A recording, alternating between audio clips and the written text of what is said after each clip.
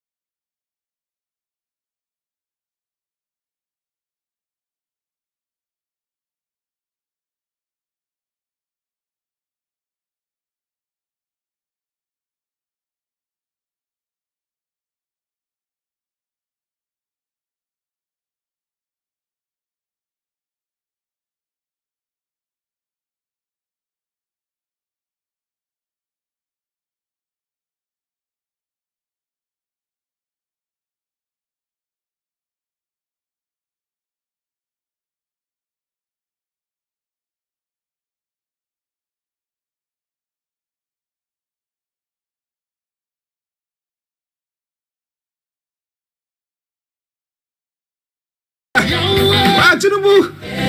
That's what we were saying now. Was it time for him to become the ECOWAS leader? Because he's got lots that he needs to deal at home. Well. Nigeria is not as respected abroad due to kind of characters leading us. Peter Obi is saying, oh my God. So should it happen that Peter Obi becomes let's say they're tribunal rules and say that Peter Obi should become the substantive president. So there's not going to be a rerun. They say him. Or there's a rerun and Peter Obi wins. Okay, let's take it that way. Will Peter Obi be a good one that will change the image of Nigeria as a whole? That's the question there. But it's all coming away from Starr Radio UK, your favorite African and Caribbean radio station in London. On a very, very wonderful morning here in London. A bit cloudy as I gave the weather forecast. Not too sunny. There was a bit of drizzle this morning. But it's all good. You know, we're enjoying that. Comparing that to what is happening in some the southern part of Europe and northern part of Africa where there is blazes and stuff like that. Hopefully this week we won't have anything of the sort. Well. It is time for me to take you to our North London studios where we have the one and only, still the reigning champion and the white lion.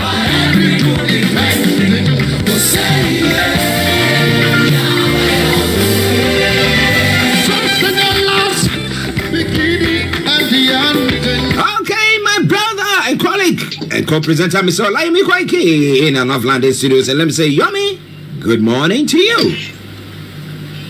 Well, a very good morning to you, Mr. Archie. Good morning to all our listeners and viewers from around the world, and welcome once again to the finest African and Caribbean radio station in London. The last day of the month, quite a lot to put on the table this morning, but let me come back again to you in the studio. Good morning to those that have joined us on the sister broadcast, and I say good morning with a very beautiful weather from London, where we are also communicating across the globe. Good morning once again. Let me come back to you in the studio, Mr. Archie. Yes, how are you doing? How was the weekend? And how are my little ones there?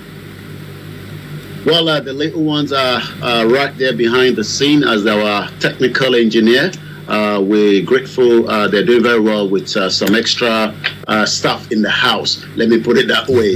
So just in case, some of those little sound filter through. But we will be able to say that the little ones are doing very well. And I hope yours are doing great as well. Oh, yes. We are all doing great. We thank God Nigeria didn't happen to us over the weekend. And we are back here. And to every one of you on the various platforms listening to us, once again, we say welcome. We thank God that Nigeria has not happened to you. But let's go straight to Nigeria because there's lots of things happening there. Now, we have the incidents in Niger. And unfortunately, I don't know what to say, but unfortunately, when Tinubu was appointed the ECOWAS president, we were saying that no, it was too soon for him because he just came in. He had not even asked at the time. I mean, gotten the list of his cabinet. It's not formed his cabinet yet. Now, he managed to do that last week. We know that they are going to be probed from today. So now then we know what is going to happen. And then we have Niger issue happening. But the president saying that he is going to give presidential statement or address the nation tonight. Now, what is he going to be talking about there? That's a question on the lips of most people this morning. Yomi. This week is going to be a test of time for the President Bola Ahmed Tinubu, and I'm going to give you some of the breakdown why this week is very, very important. The reason for that is in the next 48 hours, while the president is trying to resolve the problem in Niger, he has a lot to address at home, and that is the NLC strike. The NLC have now released, a lot of leaflets, and that means the whole nation will be on a complete, total lockdown in the next 48 hours. That was that the president was trying to avoid. And if you remember, when he came on board, there were some meetings between the president and the NLC team. But it seems, that doesn't seem to be working anymore. And that literally means that, the system will go on a full, total lockdown in the next 48 hours. Today, start the beginning of the, the sit-at-home, of the Biafra in the southeast. Even in the midst of letters that, was purported, how the letter got out of DSS, for us that believe that Nnamdi Kanu was not given access to pen and pencil, I have visited, one or two people in the prison here in the UK in the last 25 years, and you are not allowed to take anything into, the DSS, the prison premises. But it seems that, their lawyer came out with a letter just about a few days while we were off air to state that Nnamdi Kanu requested the Biafra not to go on a sit-at-home, which is 2 weeks from today. That's number two. Then the president then also have to deal with the Niger Republic, the Republic of Niger, due to the coup d'etat that has literally, kickstart. So what we are looking at now is three same events happening that the president will have to deal with. The president I was listening to during the emergency summit in Abuja yesterday of the ECOWAS have given the Republic of Niger literally a week to determine how to bring back democracy, or there will be full force. What the full force means is what I don't understand. But let's come back again to part of the discussion this morning. Amidst the potential invasion of the Republic of Niger, the Nigerian Labour Congress protest, the Biafra sit-at-home for 2 weeks, the president have decided that he must address Nigerians tonight. And I've just given you part of what we're expecting. That that address will take up at about 1900 hours UK time, which is 7 p.m. local time in Nigeria. This was contained in the presidential spokesperson Dele Alake yesterday. The President Bola Ahmed Tinubu will make a broadcast to the nation today, being the end of the month. This is going to be happening, and we'll be following that as well. We will pick the transmission, and I'll be telling you more details of what the president will be saying. But for now, let me come back again to you in the studio, because there's still a lot to discuss as Nigeria is going through a very, very rough time. And I'll be telling you everything we need to know on the Starr Radio UK. Once again, we are all connected to our TikTok, the Instagram, the MixLR, and the listeners from around the world that are listening to the Starr Radio UK, the finest African and Caribbean radio station in London. Yes, listeners, Mr. Olayomi Koiki in North London studios. I'm actually here in the South studios to bring you updates from Nigeria. Aziz, good morning to you. It's a morning to you, Archie, Mr. Koiki, with the rest of the team as well. Morning. We hope that you are doing very, very, very, very well. Okay, now let's come to the NLC strikes that is going to be taking place. We'll come to the home in the southeast as well. But this is a situation where, when the president came here, I think they were going to a step further, saying that they were going to get some injunction from the court to stop them from embarking on it. Now, what happened to that injunction then? the injunction, according to the government, still stand. And remember that they got that injunction when the NLC refused to listen to the president, and they were going to go on that full-scale strike. But it seems that whatever it is, there is no court order stopping us from embarking on a peaceful protest. Is the message coming back, from the leader of the NLC that are going to be going through these, strike. So let's go through to what we know. There is no court order stopping us from embarking on a peaceful protest. The Nigerian Labour Congress tells the president. The Nigerian Labour Congress has told the Solicitor of Federation and the Permanent Secretary Ministry of Justice that there is no order to be interim, interlocutory, or perpetual order from the National Industrial Court or any other court restraining Nigerian workers from participating in a peaceful rally that will be happening in the next 48 hours. Interesting. Now, Bishop Adesina says that, well, you know what? Tinubu and the his Nigerian cabinet are not serious. They could not even negotiate with Labour against nationwide strike. Now, playing games. He is talking about resolving Niger Republic's issues.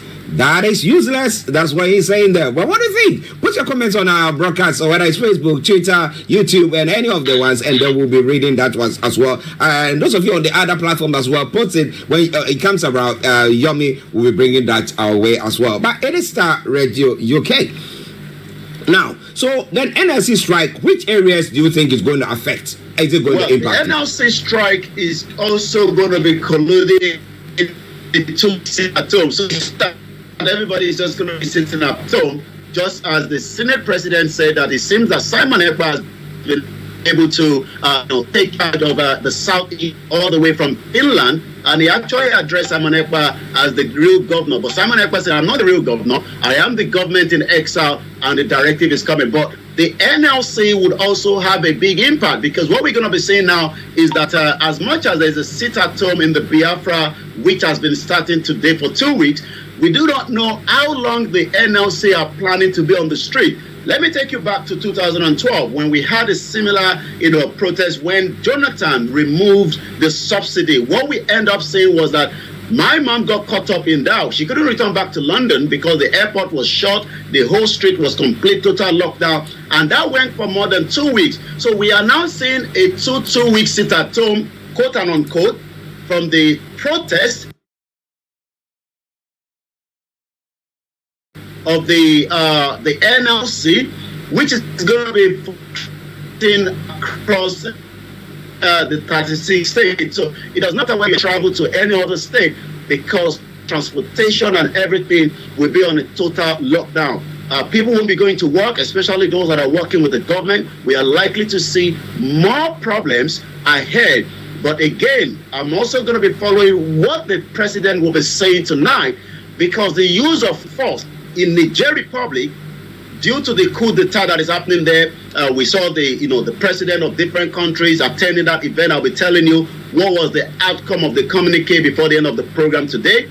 But one thing is, Nigerians would like to know what kind of force are we using, because already there's a lot of pressure on the ground in Nigeria. We still have the terrorist that is operating, and it seems also the genocide happening in the southeast by the same military is still happening. So the military are already stretched out, but it seems that the ECOWAS are now mobilizing a force to go into Republic of Niger. How that is going to happen, because the warning from the Niger coup d'etat are saying, keep away for now.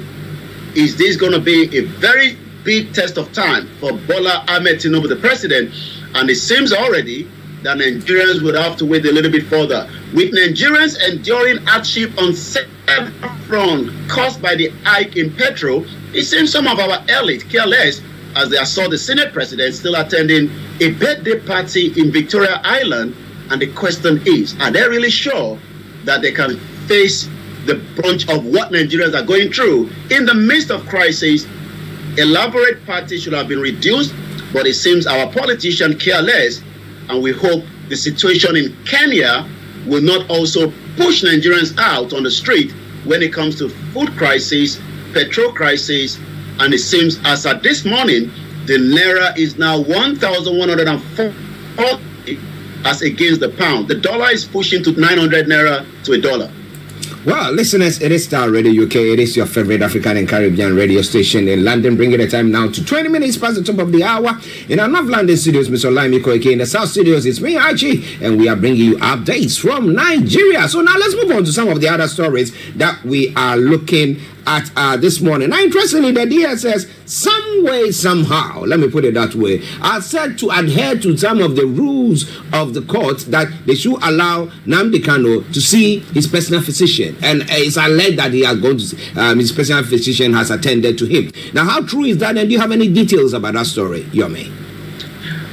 It seems that, like fellas say, government magic plays out when there's pressure on the table. And the reason why there's a pressure is because the sit-at-home that the Biafra has decided they will go ahead, even though, one of the lawyers representing Nnamdi Kanu, Olayomi, I'm not too sure how he was able to sneak out, a letter purported to have been written by Nnamdi Kanu to the Biafra, that the Biafra should not go ahead, with the strike, with the 2 weeks ultimatum protest sit at home, which is a civil disobedience, which is allowed under the international law. But us come back to the DSS allowing Nnamdi Kanu to now see his own personal doctor. They have been crying out that Nnamdi Kanu's health is really, really having a big toll on him, and he needs to be given access to see his medical doctor. But it seems that the DSS care less about that until the government in exile of the Biafra, Simon Ekpa, stated that the only way we can keep the fire burning, especially concerned to the leader, is to sit at home. Maybe that has led to the DSS having a bit of sympathy on allowing Nnamdi Kanu to now have access to his own medical team. Is a question on the table, but I look like it maybe it's just the reason why. And let's see what we know so far. The Federal High Court in Abuja on July 20 ordered the DSS to grant Nnamdi Kanu access to his personal physician. This was dismissed by the DSS. It's almost a month plus, but it seems that information coming back now says that according to the counsel for the Ipob leader, Ifeanyi Ejiofor, told correspondent on the phone, according to her, that on Sunday that Nnamdi Kanu has been in detention since 2021, had access to his personal physician, and had been taken back into the custody. Again, I believe the whole reason for that is because of the sit-at-home that the government in exile, Simon Ekpa, has called, and I'm not too sure what is going to be the response of the government in exile. We pick that up, but for now, let me come back again. There is a lot of pressure in Nigeria.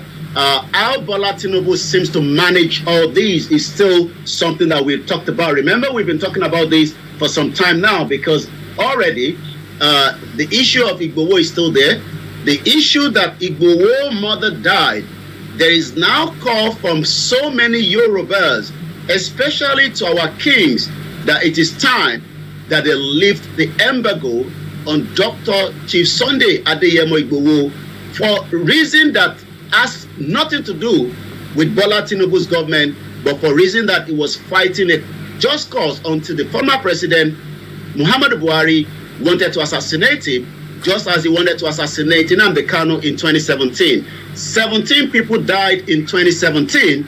2 people died in 2021, 2022 rather, and 2021 when Igboho's house was attacked. Starr Radio UK, the finest African and Caribbean radio station in London, as they say, fire on the mountain, and it seems the government must now start reviewing how to deal with all these crises, from our neighbor, Republic of Niger, to our real neighbor in country, which are the Igbos, and likewise the Yorubas. Remember also, the El Zakizaki case is still there, and the most important one is the NLC, which is going to be happening in 48 hours. So all this is reason why Bola Tinubu must now speak directly to Nigerians, maybe just to calm the situation, because if the situation goes out of hand, We do not want to see what we have been looking at on the screen, especially coming from Kenya, where everything to be upside down. Well, listeners, let me say good morning to Anthony Adedeji as well, and we bring you more of the stories. But Yomi, when it comes to the DSS allowing Nnamdi Kanu to go to see his access to his physician, his personal physician, and the fact that it is alleged that there is a letter that has been penned or penciled by him, I'm thinking that, was it a batter? Is it something, okay, write something of the sort, then we'll allow you to see it so that your people will not be doing whatever. I catch up this early hours of the morning listening to some of the Twitter space of the Biafra. Simon Ekpa was in that as well. I was just about 5 o'clock this morning. You could tell that, the Biafra are, right there, because the only way they can engage is through the social media. And the anchor of the program was trying to wonder why the paper was still as neat, when they got it back out of the DSS custody. Because what they have been told for the last 2 years that Nnamdi Kanu has been kidnapped, rendition by the former president Muhammadu Buhari, just as he wanted to do. It's not the first time he's been trying to kidnap people. He's a kidnapper anyway. So because he wanted to kidnap Umaru Diko in the 80s, right here in London, not too far from the central London, but that was for the Nigerian aircraft was parked, but it seems that those doors and those that were meant to be the real engine of Nnamdi Kanu sold him out anyway, because they sold him out for probably peanut. But eventually the question is, how did Aloy Ejimako got this pen? Some are asking, was he put in his bottom? We don't know, because we know that you get searched before you get into the DSS. How did he manage to get the pen, the paper, and the inner Kanu there wrote on it? But the response coming back, in the last few days that has been coming on air, as Simon Ekpa, the governor in exile, have been responding back to back, on that particular issue. I'm going to pick you some of his responses that I've been following, and those responses are, we will go ahead, with the strike. As this morning, I'm seeing the images, empty roads as usual. The government offices are closed as the 2 weeks start already. Simon Ekpa believes that the only way they can tell the world their story is because Nnamdi Kanu hasn't committed any offense.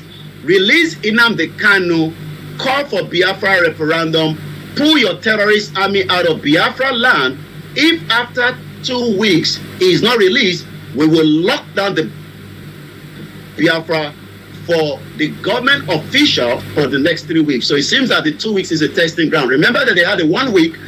Also, they've been able to give some palliative to their loved ones as well, which we've been able to see. It seems that either that palliative might be able to catch up everyone. We don't know.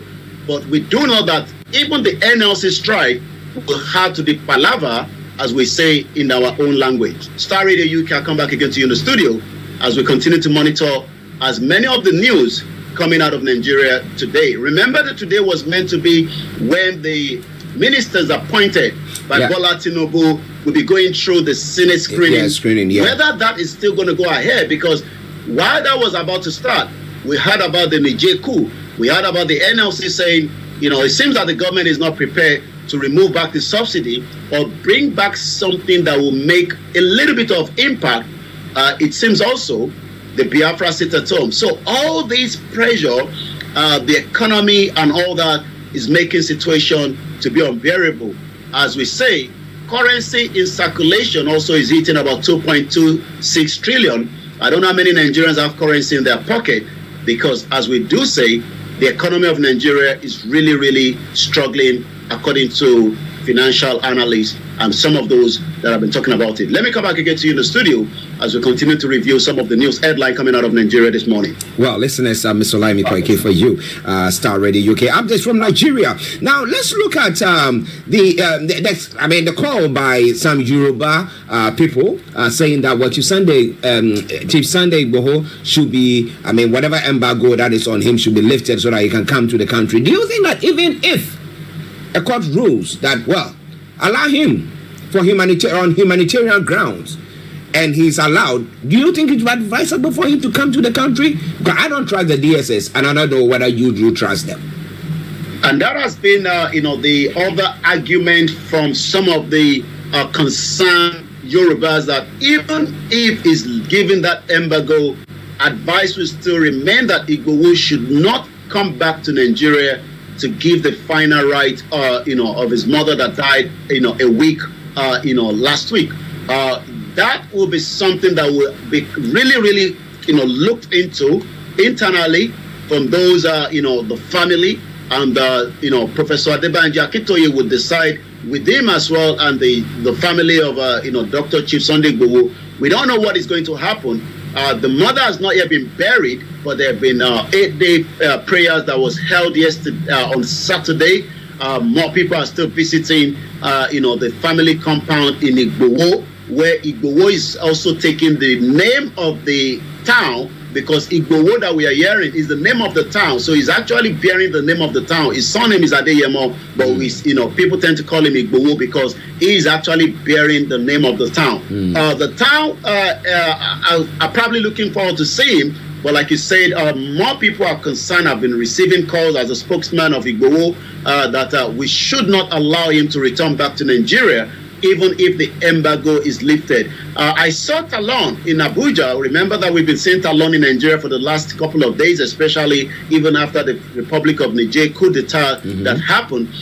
We do not know whether on the sideline there is any kind of engagement between the president of Nigeria and the president of Benin Republic to decide on the case of IGBOHO. But what we know is IGBOHO was given that humanitarian support in Benin Republic due to the rule of law that believed that whatever allegation was on him while Buhari was trying to assassinate him in his home, when we lost two individuals, Alhaji Fatai and Alhaji Adogon, the close friends and the uncle, it seems already that Buhari ran away and left Bola Tinubu to deal with that issue.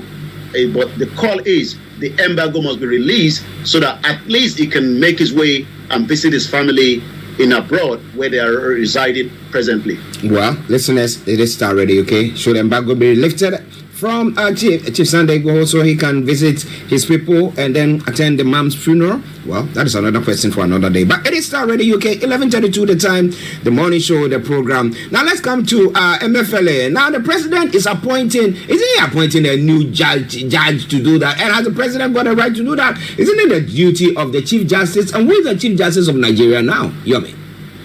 We don't have one yet because the cabinet is not yet full. So what we have is still shadow government as we speak right now. 60 days to the government of Bola Ahmed Tinubu. He's not been able to give us everything that we want, but 28 ministers have been appointed. Expectation is that in the next 2 weeks, more will also be coming in place. But we still have to wait for that to who is going to be the AGF. The AGF has a lot to deal with. There are so many cases. Let's talk about the case of the former CBN governor Emefiele. We saw how he was mishandled when he went to court in Lagos State. But it seems that whatever the case is, the rule of law in Nigeria is no longer. The judiciary has been destroyed, and it has been destroyed by the APC government because we saw how they have refused to listen to their own court. You brought back Nnamdi Kanu as an example. You refused to listen to the court. Showore is another case. El Zakizaki is another case. And it seems that, Emefiele, that was part of the previous government, he was enjoying the immunity. As at the time that Buhari was there, Buhari is no longer able to give that immunity to him anymore. And that literally means that Emefiele is now struggling, with his lawyers to get him out in the bail condition. But again, we have to wait to see what will be the outcome of the former CBN governor, Goodwin Emefiele. Some have even termed it that says that it might be because it's from the southeast. That is why he's being maltreated like this. Because I listened to his brother. His brother said it seems that Tinubu is not doing much, to give Emefiele what he would have loved to. But the question is, Emefiele was there when Nnamdi Kanu was not respected in the court as well. But Emefiele never spoke out about it. maybe because it was part of the government, and like they say, things have turned around now, and Emefiele is now feeling the pain that Nnamdi Kanu felt, IGBOHO felt, Sowore felt, El Zakizaki, and many innocent Nigerians for the rule of law that refuse to work in the country.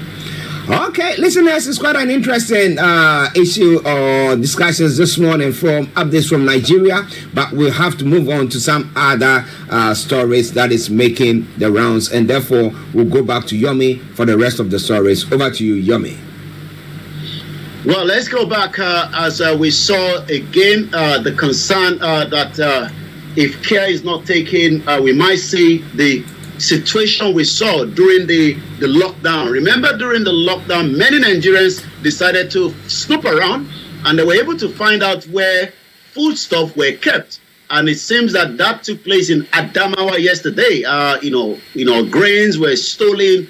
The governor have now called for a curfew due to the fact that many Nigerians in that particular state refused, to find out why they are not being taken care of and food are kept somewhere. Maybe for the reason to look after them in the first place, we don't know. 11:36 Star Radio UK, the morning show. NLC insists on the Wednesday strike, mobilize their workers. And according to the headline, the Nigerian Labour Congress has now commenced mass mobilization. I've seen a lot of placard that will be used. It's already in circulation, about almost 15 different ones. I'll see if I can give you some of what is written on some of them. Ahead of his planned nationwide strike schedule to begin Wednesday to protest the hardship occasioned by the fuel subsidy removal. In a schedule obtained on Sunday, the NLC urged Nigerians to join us at the Unity Fountain, Abuja, on Wednesday, August 2nd at 7 a.m. There is nowhere in the world where government leaves the citizen totally to a vigorous of market without some measure of control and protection. The federal government should immediately deal decisively with the criminal content of the subsidy instead of exposing ordinary citizens to avoidable pain and hardship. As a matter of national importance, it is imperative to fix all our refineries to be able to cater for the domestic fuel consumption. This is coming from the NLC this morning. So let's come back again as a 2-week sit-at-home is non-negotiable. That is coming from the government in exile. The Prime Minister, Simon Ekpa, wants the Indigo. The Prime Minister of the Biafra, Simon Ekpa, has warned Indigo to adhere to the 2-week sit-at-home order that he issued. He went out on Sunday. This was on his Twitter handle. That came back and say, Ekpa had on July 11, 2023, issued the 2-week sit-at-home, which, according to him, would commence today, 31st of July 2023. He noted that the sit-at-home seeks to address certain issues like the immediate and unconditional release of Ipob leader Nnamdi Kanu, who remains illegally detained at the DSS dungeon in preparation for Biafra's self-referendum, and to further put the world on notice that Biafrans are taking their future into their hands. Number 3, to invalidate the illegitimacy of those who parade themselves as Nigerian representative with the Biafran territory. And the last one, the sit-at-home will therefore take place in the following order: the 31st, 2023 to Friday, the August 2023, and there will be a total lockdown in the Biafra land. He said on Saturday, 6th of August and 7th August, the 2-week sit-at-home will go on break as all Biafrans market will be reopened. We will monitor that and see the reaction. But like I said, so far this morning, as usual, the whole part is locked down as we speak. Subsidy removal, Nigeria on the brink of collapse. It seems that some Catholic bishops are speaking out as well. The Catholic Bishop Conference of Nigeria, CBCN, yesterday raised the alarm that the removal of the fuel subsidy without cushion, the effect has put the country on the brink of collapse. Remember that we've been saying that even the leader of the GO Redeemed Christian Church told us some few years back that if care is not taken, Nigeria might break up, as we know. Again, the question is, what would Bola Tinubu say tonight that will probably allow Nigerians to slow back and look into his government, that is still a new government and there's still more time. But the president of the CBCN, Louis Iwuruju Ugoriji, raised the alarm in the homily delivered at the Maria Azomta Cathedral during the reception of the Supreme Subordinate President of the Knights of the St. John International, Professor Remi Uche, in Owerri weekend, said Nigeria might be heading for the precipice if nothing urgent is done to effectively check the current economic crisis facing the nation and its citizens. He said further, the suffering in the land has over the years been galloping, uncontrollable. Our growing economic crisis became exhibited with the recent withdrawal of the petrol subsidy by the federal government. Indeed, Nigeria is now on the brink of collapse. Government has not ceased to in-update citizens. Maybe Bola Tinubu will be doing that later on tonight. We will be monitoring that as well. Ohanaeze backs Enugu governor battle against it at home is also the headline.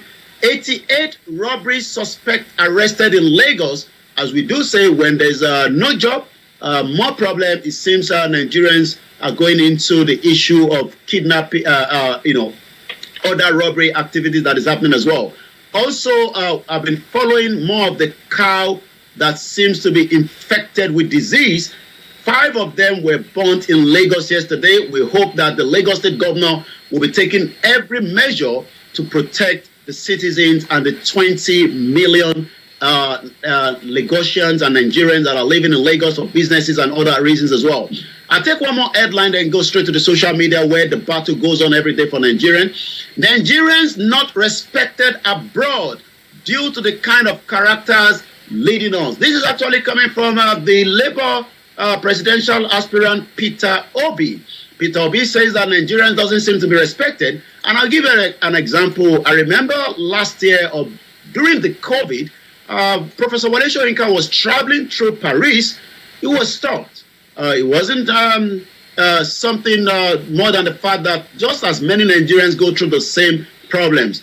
More Nigerians faces problems when they travel through the Morocco, all these other regions, and sometimes more Nigerians faces crises even outside those territories as well. The presidential candidate of the Labour Party at the 2023 election, Peter Obi, says international communities will not respect Nigeria because of the characters leading the country. I don't know who is addressing those characters to. It could be anybody from the civil servant to the president to the governors. Mr. Obi spoke about many Nigerians are disrespected in other countries in a Twitter space that was anchored on Saturday. They cannot respect us where we are able today. They cannot respect us because of the characters in charge of our country, said Mr. Obi, a former governor of Anambra State. All of us politicians have failed the country. This was part of the independent journalist David Odoye, who recently denied entry into Zimbabwe. Mr. Obi said he had a similar experience where he was disrespected in another country. I'm not sure why he doesn't want to mention UK, because we know that he was stopped in UK, even though the APC or the other political party, just as they wanted to link Peter Obi. Remember we said that on Friday when a picture circulated, and that's the picture there, of Simon Ekpa, Aisha Yusuf behind, and I don't know who was doing this, but it seems that whoever was behind it was doing it for a particular reason. Let's go straight again. The Super Falcon are still doing very well in Australia. We will continue to monitor that. I'll be giving you more update on that later on tomorrow when we come back because of time spent already. Let me now go back and see who is trending. Simon Ekpa seems to be the top head of the trend in Nigeria as at over the weekend. And the reason for that is, it seems everybody, I'm just looking at the live message coming now, Ireland 0, Nigerian 0 at the Super Falcon World Cup that is going on right now. And I can say Simon Ekpa seems to be trending, very heavily this morning, and all this got to do with the 2 weeks at home. African Confidential at Bumi_speaks. I have never hidden my support for Simon Ekpa. I won't start today or any other time soon, regardless of any backlash from anyone, irrespective of who you are, because I recognize a true freedom fighter when I see one. They are hard to come by, and no one, and know them and know that they don't always have to be on ground. If the impact of their voice is already felt on the ground, forget what you think. So you can quit the envious, let him come fight from home. Talk already, it makes you look foolish. And when people say we should come back home, let me remind a kidnap that took place again over the weekend of a journalist. And this we're saying today, whoever is behind that, just as Daddy Yati has been kidnapped for the last 4 years. Another journalist in the name of, let's get that name out, the journalist Chinazo Uba, otherwise known as So Nkwa, was whisked away on Thursday. Like I said, Nigerian news is always delayed. I picked this up over the weekend after it was trending on the hashtag. He was taken away on Thursday by the officers after he finished his anchoring his morning program. Imagine finishing my program and the MI5 or the UK police have to bust into my house and remove me because of some of what we say that might not really align with, I heard you talking about how we're going to vote out Labour Party for making life difficult for us in UK when it comes to Sadikan, when it comes to, the whole, go and buy a new car when some of us are already facing difficulties. Yeah. These are some of the reasons why we say that when people say come back home, we say no, there's no home yet, because there's too much injustice going on where the security agency have become a tool for the corrupt politicians from the southeast to the middle belt to the southwest. And it seems that this individual was whisked away on Thursday after his morning program on Osisa FM, a radio station in Owerri, the state capital. Osisa FM, where the journalists work, is owned by Catholic Diocese of Owerri. And we are now saying to the United Nations, the Amnesty, and likewise those that are in support of rule of law, to ask whoever is behind this should now allow him to either go to court or allow him to be free so that he can return back to his family. So when people say Simon Ekpa should come back home, myself and the rest of those that are real campaigners of the freedom, we say we can't come back because the security operatives are killers, just like those were killed during the NSAS and their bodies were taken away until leak memo came out to say Sanwo-Olu was going to pay 60 million naira to bury 130 innocent bodies. The question is, where were those bodies when we were asking them 3 years ago? Starr Radio UK, I'll come back again to you in the studio and we can do a better, more review before we bring the program to an end.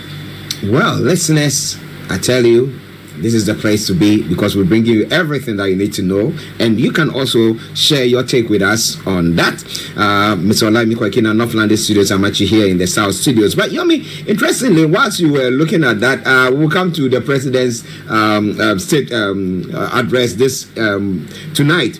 But now the tribunal, the election petition tribunal, is as fixed to tomorrow for Tinubu, Atiku, Obi to adopt their final rating addresses. Now, how do you think the whole thing is going? And can you smell anything there at all, or we are just following it? Well, like I said, there's so much on the table. The election tribunal is what many Nigerians, especially those of the obedient, are waiting for. They're waiting carefully for the outcome. We have had different leak memo coming from their WhatsApp group, especially from the obedient group, that they will come out and there will be a massive protest if what they're expecting doesn't turn around. We've seen Atiku come out in a protest. Just after that, the question is, we've seen Tinubu says there will be anarchy if I am removed. So it seems all I can say is that for not to speculate, we just have to wait, let them complete what they have to do. But it seems that the judges are really under pressure, and I hope the DSS will not be picking them up before they make their final decision. Imagine the judge are missing when they are meant to be giving a decision, and that will be one of the biggest problems that we have. Well, I'm laughing to that, but that was exactly what came into my mind. I'm like, if they give any verdict that is contrary to what maybe the president want or the DSS want, I bet you they will not go home. They'll be ramped up like. Maybe by tomorrow we might see if we can get to speak to the leader of the Biafra government in exile, Simon Ekpa, see if we can bring him on air to speak to us on the Star Radio UK in the morning show, just to give us an highlight of what the 2 weeks and what is all around it as well. So maybe tomorrow, because of the time constraint today, and we haven't told him ahead, we'll see if we can get him to speak to us so that we can have a background. But when it comes to the three candidates, every single one of them would not know what will be the outcome. But there's been a lot of pressure on the judges, and the pressure would determine whether it will come fair or it's going to be the same that judges come back. But I mean, we've seen rerun. Like I told you, the Turkish government had a rerun Kenya election. Had a rerun we've seen as well. Court cases between Biden and Trump, and we've seen court cases, and even in California, is it Florida, where there was a lot of pressure during some of the election in those regions. So it's just that the three candidates have huge followers, but the question is, will there ever be rule of law in terms of how the election was conducted? Because there was a lot of pressure where people were not allowed to vote in certain states, and all the reason for that is because many Nigerians continue to be marginalized, either from both sides. Whether you are Yoruba, you get marginalized, whether you are Igbo or whether you are Hausa. But it seems that the top marginalizer are the Fulanis that took control and destroyed the economy for a very long time with so much evidence. And it seems all that is now building up, because we saw how Buhari played out the ethnic card while he was in government. He employed his own clansman. He actually opened the borders and allowed Fulani terrorists to infiltrate the country. And every time now, more Nigerians get kidnapped, and if they're not killed, they are paying huge ransom. Remember that we talked about a diaspora, a Yoruba that came from Maryland. He was kidnapped. It was exactly a year on the 27th that he died after paying a whooping 8 million naira, which is almost close to about 15,000 pounds or thereabout. It was not just killed. Another young girl, Rachel, a almost final year student, was killed. The young man that took the money was killed. And he was only coming back to Nigeria just to support the community in Ogbomoso. 1 year down the line, nobody knows, who have been arrested. So these are what is also facilitating to people to say, we've had enough, we can dissolve this unity, it's not working. But it seems that some are saying, let's give it the final hope. And the outcome of the election tribunal might be another fire that we are just waiting for. Wow, how much pressure can a country take? And what is the way forward? Well, but we have the president who says he's going to address the nation today. Now, my question is, which areas is he going to be looking at? We know the fuel subsidy is topmost, and we have the NLC that's backing on us right there. We know that the Southeast economy will not be doing well if this 2 week sit-at-home strike continues. Now, which areas is it going to be addressing? And look at what the Yorubas, they seem to be very quiet and watching everything that Chief Sunday IGBOHO be allowed to come to Nigeria to observe the final funeral rites for the mom. Would they be allowed? And even that, would the courts, if the courts rule, would the DSS, who is a law unto themselves, adhere to that? Well, we saw Buhari saying to Emefiele, don't you worry, everything is fine. The moment Buhari left the scene, we have Emefiele who is being pursued and by the DSS like no man's business. What do you think is going to happen tonight on this address? But I promise you, Yomi says he's going to link it up, and therefore, if you want to know, just stay there. But tomorrow morning, we promise you one thing for sure, we're going to analyze it and make sure that you understand everything that went on. Yomi, before we go, well, it is, good morning from Olayomi Koiki. Gabi says, good morning to Star Radio UK, Archie, and the fans. Omo Olubaka says, we need our heritage and our freedom now, no going back. Aziz says, good morning. And likewise, Peter Pan says, Mazi Nnamdi Kanu is the messenger sent by the people to free Africa from mental slavery. Forget what Pastor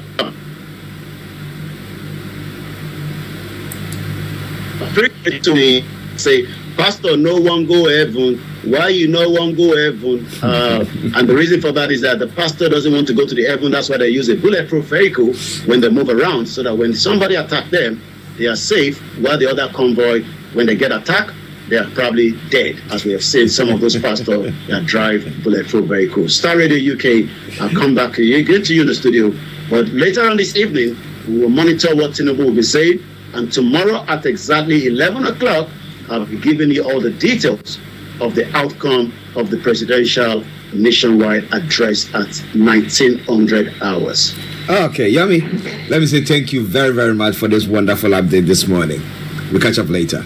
Thank you so much, Mr. Archie. Bye for now. Bye-bye. Well, listeners, that has been Mr. Olayomi Koiki bringing you updates from Nigeria.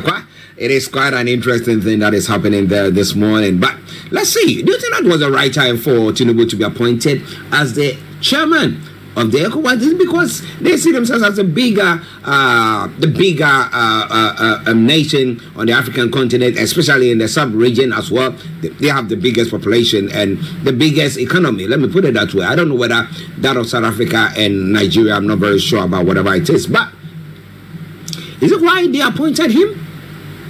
When he had not even, as at the time, appointed his own cabinet. And also facing a barrage of issues going on in the country at the moment. Now, what do you think? So this evening, exactly at 19 hours, I think we'll be linking up with Yomi, and then we'll be bringing you everything that you need to know. Let's come back to our full screen right there, and then we start our own real conversation from here. Mokibubua, good morning. To those of you that are listening to me from all the other platforms on the MixLR, I welcome you all, and I will be coming into the screen in just about a few minutes. Bear with us as we now prepare. I don't have to disconnect. We just go straight into the afternoon program right from here now. So bear with me while I move things around. Those of you right here, I have to switch the camera off and then give us. Why am I not having this? For this one disconnected. So and then let me get some fresh air in. Now that the Starr Radio Network one is done. Yoruba nation is non-negotiable. And as the Biafra, they say, whether the government like make the release in Amdekano. If they don't release in Amdekano, the South is continuing to be on a total lockdown. It's as simple as that. You don't hold anybody and expect the economy to be running. They hold the economy, and there's nothing anybody can say to that. So let's come back now to all our other platforms. Good morning to my beautiful mother for joining. Good morning, Aziz. Let me bring my screen in. But I'll be showing you a lot. 3 things I want us to talk about. The pressure cooker. How is Tinubu going to manage the pressure cooker? He's talking about taking force to Republic of Niger. How does he plan to do that? I don't know. What is in his head? Is Nigeria and ECOWAS going to attack Republic of Niger? Time will tell. But all I can tell you is there is pressure out as we speak right now. Koikimedia bringing the work closer to your doorstep. Good morning, good afternoon, good evening, and welcome. As I also continue to say, I'm going to first read something that was put together very, very brilliantly by one of the Yoruba brothers. I know him very well, Adeguma Konjuola. He wrote it very well. Bear with me, there's a lot of pressure on my internet, and it's because we are streaming on multiple platforms, even though there's also a lot of network connected to it in the house. Adigun wrote something that I'm going to share with us now. Bear with me. Let's see if I can get that out. I've been able to translate it to many languages, even Yoruba and French rather, or French or whatever it is. So much to discuss this afternoon. I haven't had my tea, so I might end up going and have my tea. All our followers on TikTok, say good morning to now, and welcome once again to the Starr Radio UK. I mean, I say Starr Radio don't finish. This one are koikimedia now. NLC, do you think that they're going to compromise and they might cancel? I don't trust them. I don't trust NLC. I don't trust them at all. So, as much as they say they're going on strike, I don't trust them from there to there. I don't trust any of these individuals. So let's start looking at it one at a time. I'm having problem with my Google Chrome as well. I don't know why there's a lot of military vehicle, as you can see there. There's so much pressure in Southeast. As you can see, the military vehicle. Maybe maybe you go and force people to come out of their house. Crazy people. You can't force people to come out. If they refuse, they are not ready to come out. So the only thing you can do is continue to try to intimidate them. But they are saying that they locked down Southeast. There's nothing you can do to that. It's as simple as that. So Southeast is on a complete total lockdown, whether the government likes it or not. It doesn't matter whether you're losing business. Releasing Ambekano, you know what releasing Ambekano, there will not be any operation in Southeast. And if anybody has any business in the Southeast, for now, maybe you should think about, allowing those that want freedom to go along with it. So, but as you can see there, while BBC was busy telling lies to serve the ego of the criminal governor, yes, reality in Enugu, you can say Enugu is on a total lockdown. Quite a lot. ECOWAS, I was listening to Bola Tinubu yesterday. I'm going to bring you a little bit about that as well. What he was actually saying during the ECOWAS meeting. So let me see if I can bring that up. I listened to this from the international perspective, the DW News. These are people that probably now realizing that there's a lot of changes happening in Africa. So let's start with the Republic of Niger to start with. Good morning once again. I have listened to this, but let's listen to it together. And this is coming from the news network called DW News. I believe they're linked to either Germany, but let's listen to hear what they're saying. Let's get my audio sound out. Confined to his residence since Wednesday by his own guards, who are now supported by the head of the armed forces. On the streets, there's evidence of further support for the coup leaders and a desire to steer away from the West. So the desire to stay away from the West, I want you to be taking note of that. Many people are saying that they are tired of this Western, power taking Africa to Mugu. I mean, how can Niger Republic, from what we are told, they have a lot of uranium, which the French government needs a lot for their own energy. But there's a lot of poverty in the ground there. So are we seeing the change from the perspective of people waking up and saying enough of the Western control? Even some might say we don't want the Russian control as well. Or are we seeing that it is a tussle between Russia and the West in Africa? I saw the 35-year-old, is it the one in Mali? There's another one that attended the Russia-African Summit, but I'm going to come back to that in a minute. But let's come back here and listen to this first. Towards Russia. The headquarters of Niger's presidential party engulfed in black smoke as crowds of pro-coup supporters torched the building. Some chanting, "Down with France, its former colonizer."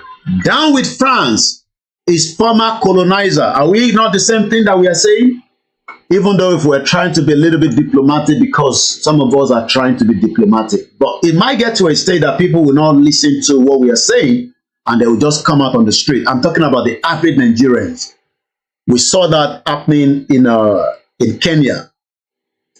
France colonized this country and they are now saying, down with France. We're not interested with the damage that you have done. How can we be poor? We have what it takes to be rich. In almost every African country today, we will keep saying we have resources, but who actually is enjoying the resources? I keep telling you, the Western power are the one enjoying. My name is Olayomi Koiki.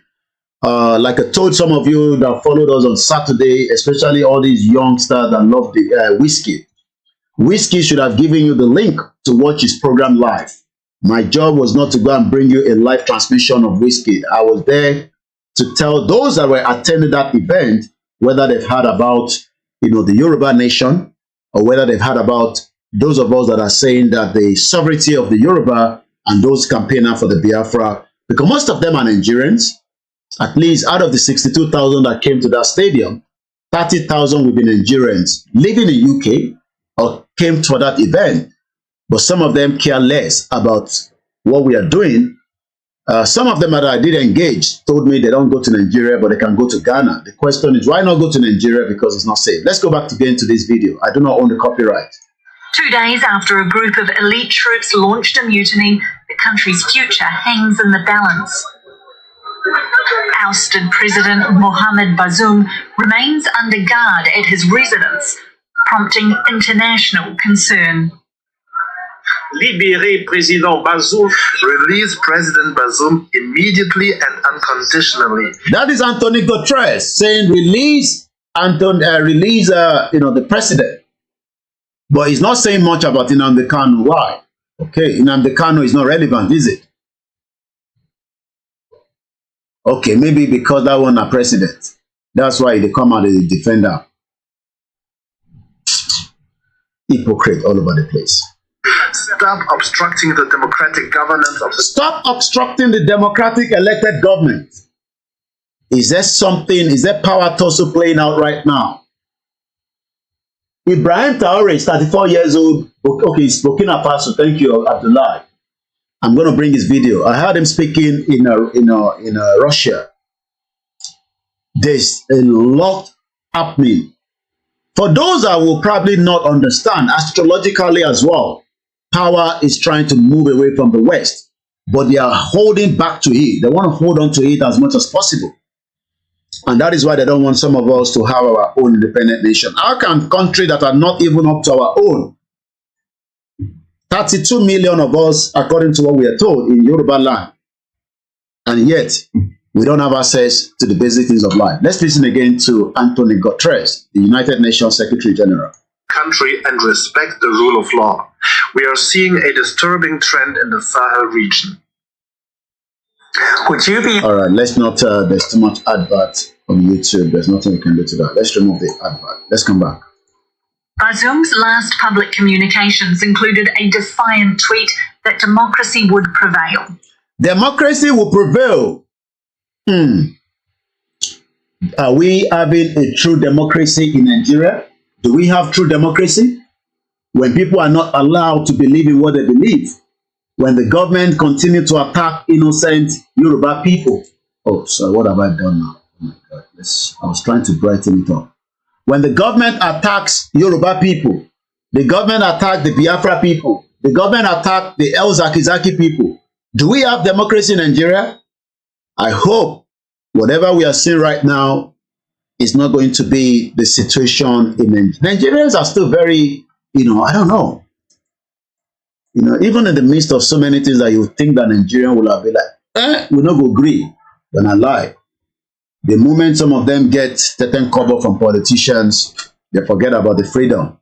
A lot of them left Biafra. They go and support Peter Obi. A lot of them left Yoruba Nation. They go and support Tinubu. Now they are crying out and coming out to say, Koiki, there's so much problem in the land. I said, well, I told you not to vote. You told me, well, you will vote. Now we have voted. Let's see if it's going to be an advantage for the Yoruba people. With Bola Tinubu there. I don't know. But so many people say it will be an advantage. I don't know until I see it. I love reality. I don't love to be given a false hope. And even if Bola Tinubu doesn't do anything, he would go after 4 years, which is the first 4 years. He probably come back. If you get another 4 years, by 2031, Bola Tinubu government will finish. The Hausa takes it. I've told you, they will never, I've said this continuously, that they will never give it to the Igbo people. Are they not going to be marginalized? Are they not part of Nigerians? When they were giving us the independent, no be Igbo, Yoruba and Hausa they give. They give they give Fulani. The majority of you don't know that the Fulani have overtaken every part of the... I don't want to use too much of this video, but I just want us to get the grasp of, how the international news are talking about the Niger coup. So let's come back out of that for now. Let's talk about NLC. What do you think is going to happen? Let me read your comment out there. Bishop Adesina, good morning. Morning, more cry ahead of Nigerians, unspeakable cry. Good morning, Larry and Jory. And those of you that have joined me on our Twitter space this morning as well. Quite a lot of people have joined us on Twitter space. Also, as I say, good morning to my own friends and families on the Mixed LR. Comrade Plan B say, and let's see if it will come back alive.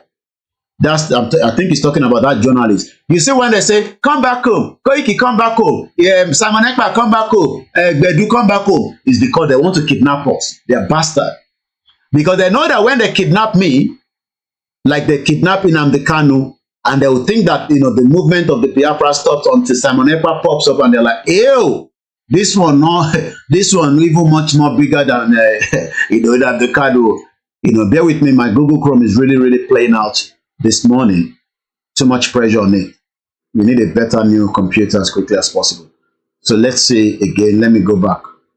So I'm having difficulties opening, you know, so, all right, so this journalist that was kidnapped, I don't know him, I don't have to know him, but this is exactly what they want. You know, they kidnapped journalists, probably killed them like they took away Daddy Yati. So when they say we should come back home, just know that they want to kidnap us. Koiki, come and fight from home, Olushi people. The residents of Ogbolonto in the Ikorodu area of Lagos State are currently protesting over deteriorated condition of their road infrastructure. Okay, Ogbolonto in Ikorodu. What is America saying again? Let me see what America is saying. The Americans do not like what is going on right now. Secretary Blinken have now called with our president, as they will say, Nigerian President Bola Ahmed Tinubu, office of the spokesperson. Let's see what they are saying. This was yesterday anyway. Below is the attributes to the spokesperson, Matthew Miller. Do you know that this Matthew Miller, I told you his background, is not even up to 40-something years old. Many of you Nigerians are riding Okada all over the place. Yeah, I told you. I did a program about this guy. Many of you should be in the same position like him, but no. I hope it's this one. No, it's not this one. Matthew Miller. Matthew Miller is the one spokesperson for Anthony Blinken. Spokesperson. State Department there. Let's say that way. State Department. And it's called Matthew Miller. All these young boys, you know, this one will they control us. Me and you, we dey here with a shout. So, but one thing is, how old is Macron? So when some of you are like, you know, why is it, you know, my own friend there, you know, Mazi Simon Ekpa, why can't Simon Ekpa do exactly like, you know, French president? How old is French president? How old is Justin Reason? I mean, Justin Trudeau rather. The Archie is biting harder. I've never seen it yet. When I see it, I'll see more of you on the road. Maybe when the strike goes ahead, according to the NLC. Secretary of State Anthony J. Blinken spoke yesterday with the Nigerian President Bola Ahmed Tinubu. The secretary shared his deep concern over the event in Niger Republic, or Republic of Niger rather, and the ongoing detention of democratic elected President Bazoum. The secretary expressed his thanks for President Tinubu's leadership, both as the president of Nigeria and the chairman of the Economic Community of West African State. Throughout the current crisis, he underscored his support for President Tinubu's continued effort to restore constitutional. The question, Timothy, I want to ask this question to those of you listening this morning, or this afternoon rather, because it's now 13 minutes past 12. Do you think that Bola Tinubu can make any changes when his own house is already leaking? Do you think he can make any changes? Do you think he can make any changes when already his own house is full of problems that he should be dealing with? What has IGBOHO done that they put embargo on his name? Why was Nnamdi Kanu kidnapped that is still in the custody of the DSS? These are all the questions still pending. But yet, we saw that Bola Tinubu says that he's giving 1 week, 1 week notice to Niger to return back to democracy. So what's going to happen after 1 week? Is he going to go with the Nigerian military and fight over there? Time will tell. He's now calmed down. Let's listen more to this News Network, DW News. But it remains unclear who is in charge. Those behind the power grab yet to announce a leader, although they now appear to have the support of the country's army. Central to many of the demands coming from those now backing the coup, the removal of foreign troops from Niger. Their presence key to a region beset by Islamic insurgency. We have uranium, we have diamonds, we have gold, we have oil. Did you hear what I say? They have everything, but they are poor. Is that not the same thing in Nigeria? I was telling you about Abakaliki, about outcome. Some of you probably follow the program. Let's see if we can bring that up quickly. Oh, I'm having real technical problem with my Google Chrome. It keeps disconnecting itself. Let's bring it back up again. Once again, a very good afternoon to those of you that are watching us from around the world. Bear with me. We're having a big technical glitch. We have everything in Nigeria, but it is not Nigeria that owns those things.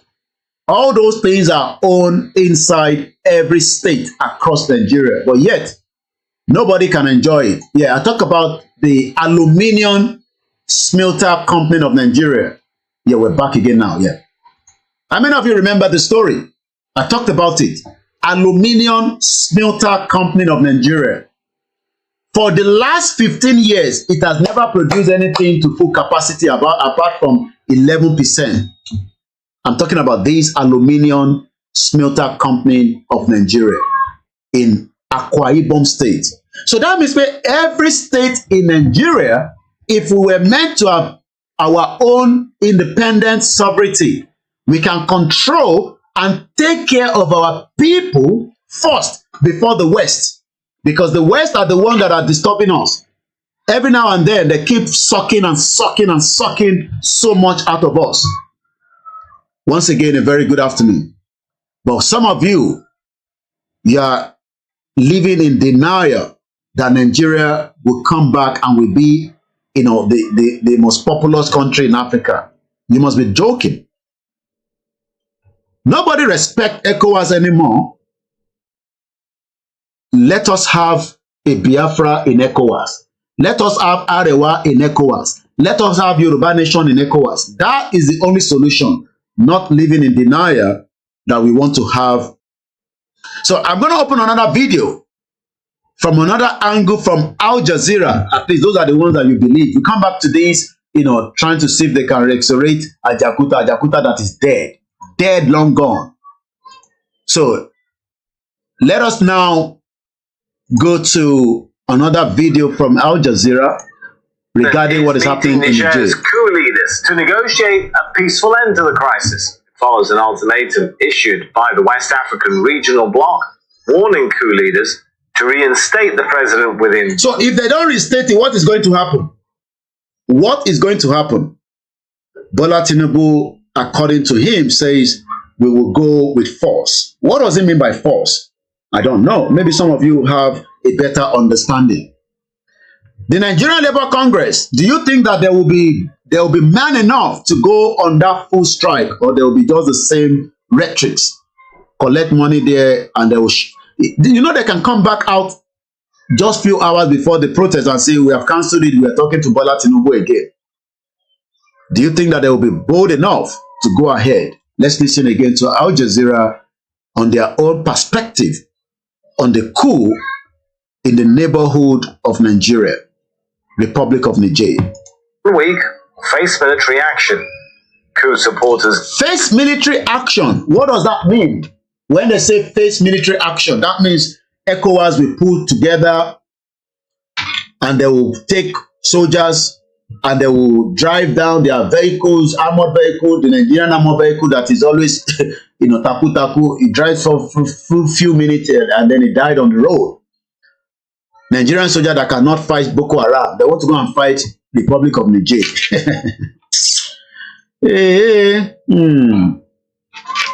Trouble sleep, younger go wake up. Everybody go chop breakfast. Do you think that Nigeria has the capacity to invade Niger? Yes, some of you might say, because Nigeria is a powerful when it comes to the military. But the same military, we don't fight, apart from it, they go, they fight, they stop people waiting for, southeast. You can see them already. I saw them in the Simon Ekpa video there. All they do is just intimidate. They'll drive those vehicles.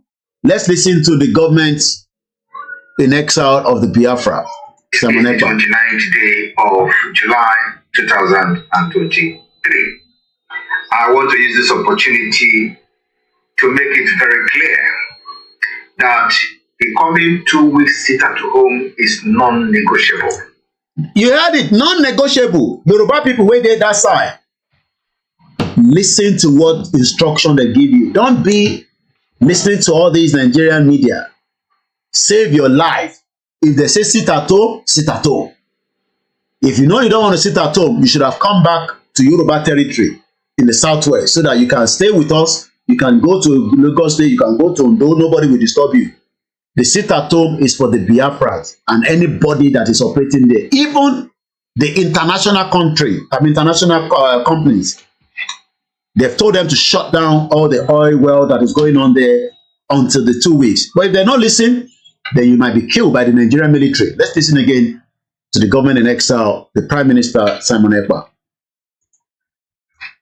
And in case, for those who have collected money, it's as usual, they collect money as well, the Yoruba people, Simon Ekpa. You know, Nnamdi Kanu told you that people will collect money. They are bastard. They will collect chicken chain. They sold him out. And then that yeye man, Alo Ejimako, go bring letters in Nnamdi Kanu writer. We want to see Nnamdi Kanu in Finland. Let Nnamdi Kanu appear back again in Israel and talk to Biafra people and us as well. Don't tell us, we got a letter from Nnamdi Kanu in 2024. You think we're going to listen to that nonsense? We have received a letter in Nnamdi Kanu saying, everybody stop, stop, no more sit at home. No way! Nnamdi Kanu must be returned back to Kenya where he was kidnapped and let him go back from there to wherever he wants to go. Just like IGBOHO must be released and let him continue his journey from Benin Republic. He doesn't have to come to Nigeria. They can operate from outside Nigeria.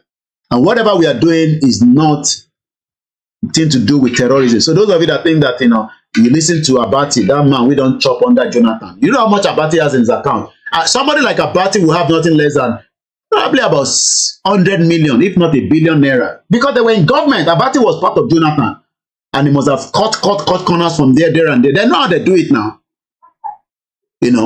And there you go and sit down and write. You think Abati is using the money from Arise Television to survive? No, idiot. You think Reno Mokere is using that one will tell you how to make money on social media? Is that the way he makes his own money? He was in government with Jonathan. Suck. And then he's telling you, if you want to make money. I laugh when I read that idiot calling himself Reno Mokere. He comes on air and tell you, this is how you make money. Reno Mokere, is that the way you make your own money? Was that the way you had your own money? Was that the way you had your own money? No, it's all lies. So when some of you listen to them, Abati made so much money under Jonathan. He made a lot of money, but today he's telling Nigerians, you see that you think he's making money from Arise Television? No, he's just using that to while away time. And then he come and call us secessionists, idiots, and he called himself, a PhD or doctor. I don't know where he got his doctorate from. How can you call us secessionists? We are not secessionists. We are freedom fighter. We are activists. You don't have to like us. Everybody has their view. Those of you that is waiting for Peter B outcome on the election tribunal, we too are the wait. I want to see what will be the outcome. Tinubu don't say, if there's any outcome not favor him, anarchy will burst.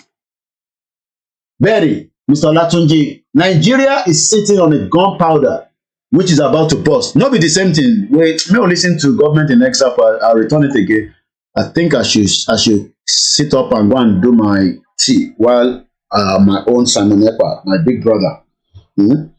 You think, some of you Yoruba people, you think, with your rhetoric, you can allow me to hate Simon Ekpa. Even if individually, I have my right to love him and appreciate the work he's doing. Even if, some of us don't like him, that is my own prerogative to love him, and I'll continue to do so as long as we break. Some of my people don't like the word break. As long as we have our sovereignty back. So let me go and prepare a tea, because this morning I've not had anything apart from water, and it's already lunch. So listen to this, our brother, and by the time I come back, we will continue again. Good morning to all our listeners. Those of you that have joined us, this is Koiki Media, as we continue to look at three things I'm looking at: the sit-at-home, the NLC strike, and the Niger Republic. At some point, I might open the phone line, but please do not call yet and interrupt this program. Thank you so much to my beautiful mother and those of you that are joining us. Make I go make my tea, and then I'll come back up in a minute. Good afternoon, fellow Biafrans all over the world. This is the 29th day of July 2023. I want to use this opportunity to make it very clear that the coming 2 weeks sit at home is non-negotiable.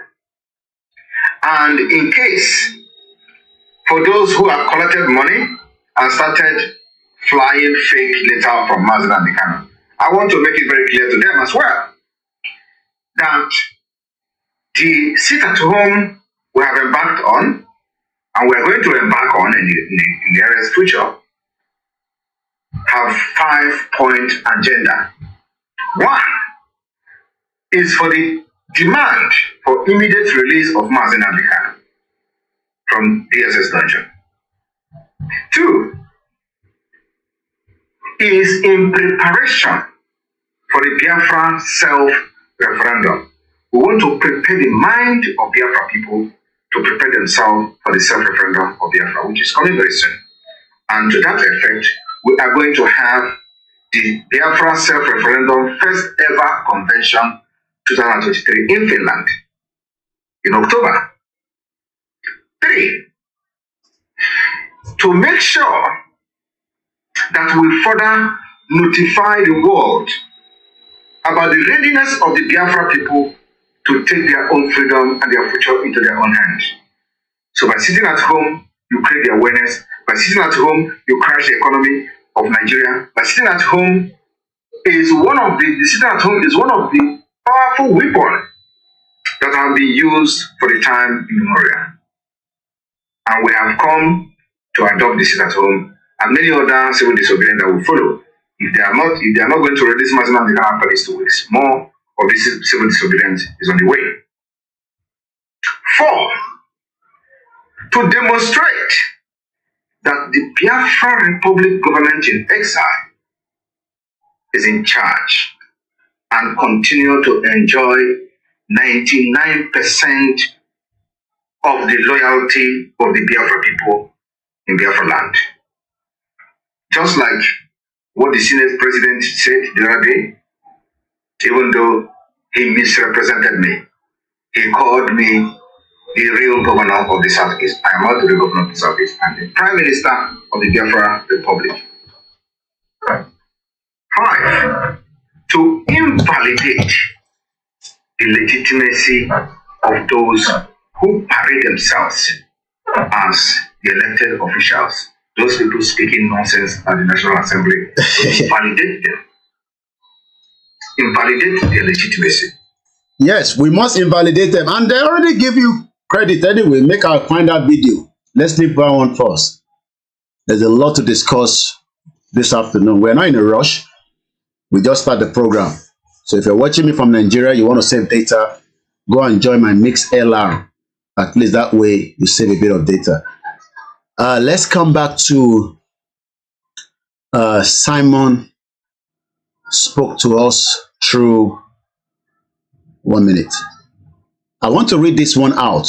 This was put together by one of our brother, and as Simon Ekpa says here, I will not listen to Mazen Kano from the DSF, from the hospital, from Nigeria. I will not talk to him on the phone, on video call, on television call, or internet call. I want to talk with him one-on-one in Finland. Just like I told you, we had a meeting together. Some of you want me to be disclosing what we had in that meeting. Some are still saying, is that meeting still valid? How can somebody with the inside prison make any changes?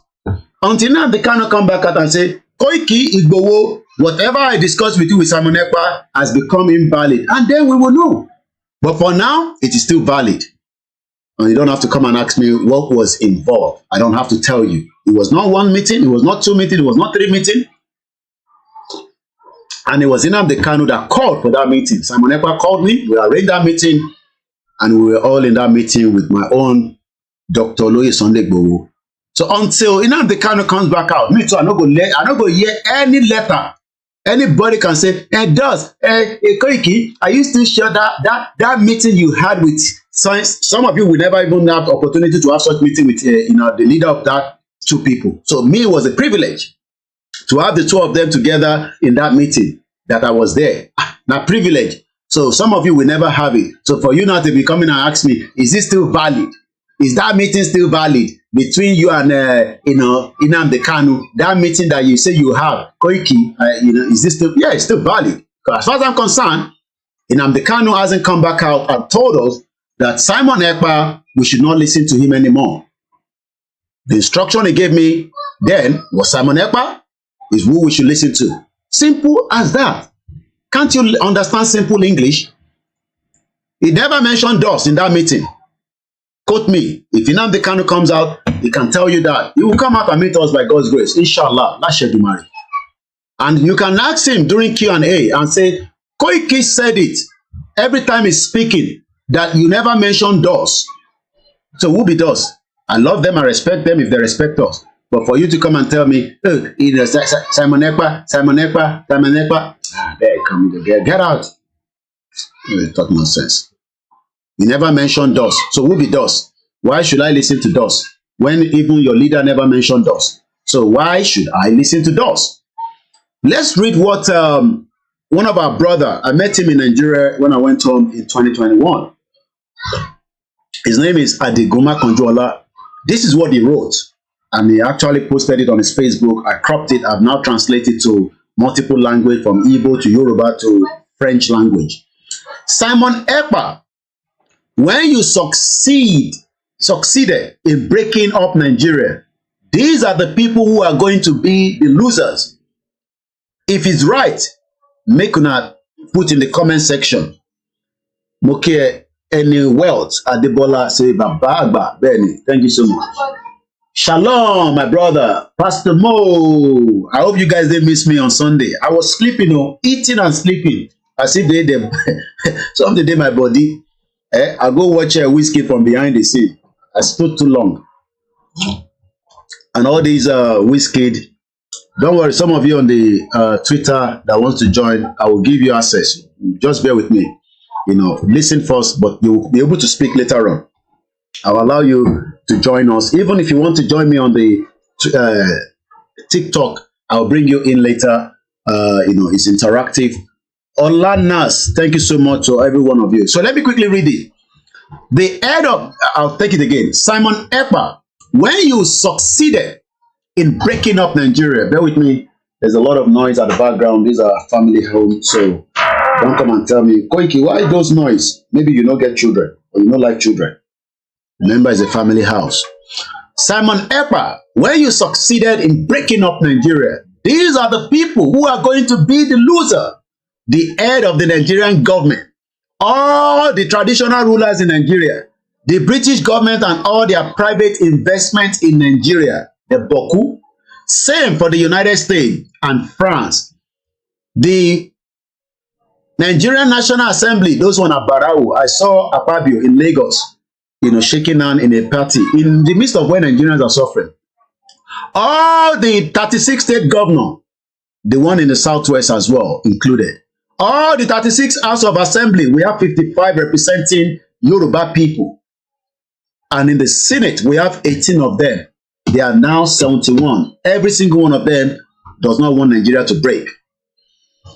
The Federal Civil Service, those ones are Barau. And all the 36 state civil service, those ones have become millionaire overnight. Never make you to enjoy the wealth of Nigeria. All local operators in Nigerian private sector, starting from Aliko Dangote, and also Tonele Melu, and also the one we get Glow, Adenuga. all of them puppet of IBB. IBB killed Delegiwa, bomb bastard. He will never stand up on that his feet again. Omakusori Jokoni. He will be driving all that wheelchair back and back. He will never be the soldier that we love and we saw from behind. Some of us love IBB. I mean, the way he stand up. Now he cannot stand up. His leg is gone. We care less because he destroyed so much. All the past head of state, like Olori Buruku, this one, make I show you his video. This one, hear his voice. Now you see, you Obina, you have everything going for you. And I don't want you to feel discouraged. Please, things are bad in Nigeria, but I believe it's only for a short time. Did you hear what Obasanjo is saying? Olori Burukuma. He said, things are bad in Nigeria, but Obina, I don't want you to feel discouraged. That is one of those that are also the past leader. There's another one. I don't want to play all their video just to give you the snake. This one said, it was just a little fracas. It was just a little fracas. Imagine 5 million people were killed. All he can say is that it was just a little fracas. Just a little fracas. Let's bring it up in a minute. He said it was just a little fracas. Hear his voice now. This one. As far as I'm concerned, yes, I'm satisfied we are still existing as a united nation after that little fracas. Thank God we've made it to 6 years, and I hope we'll make another 6 years. I may not be here. Olori Buruku, you will not be here anyway, you'll be there. Oloshi. He's still expecting us to make it to the another 60 years together in this contraction. And this one as well, oh, this is another past leader, dead or alive. We don't even know whether he's dead, he's alive, but we keep seeing his picture every now and then. Listen to him as well. I congratulate fellow Nigerians who have realized their power, that their votes count.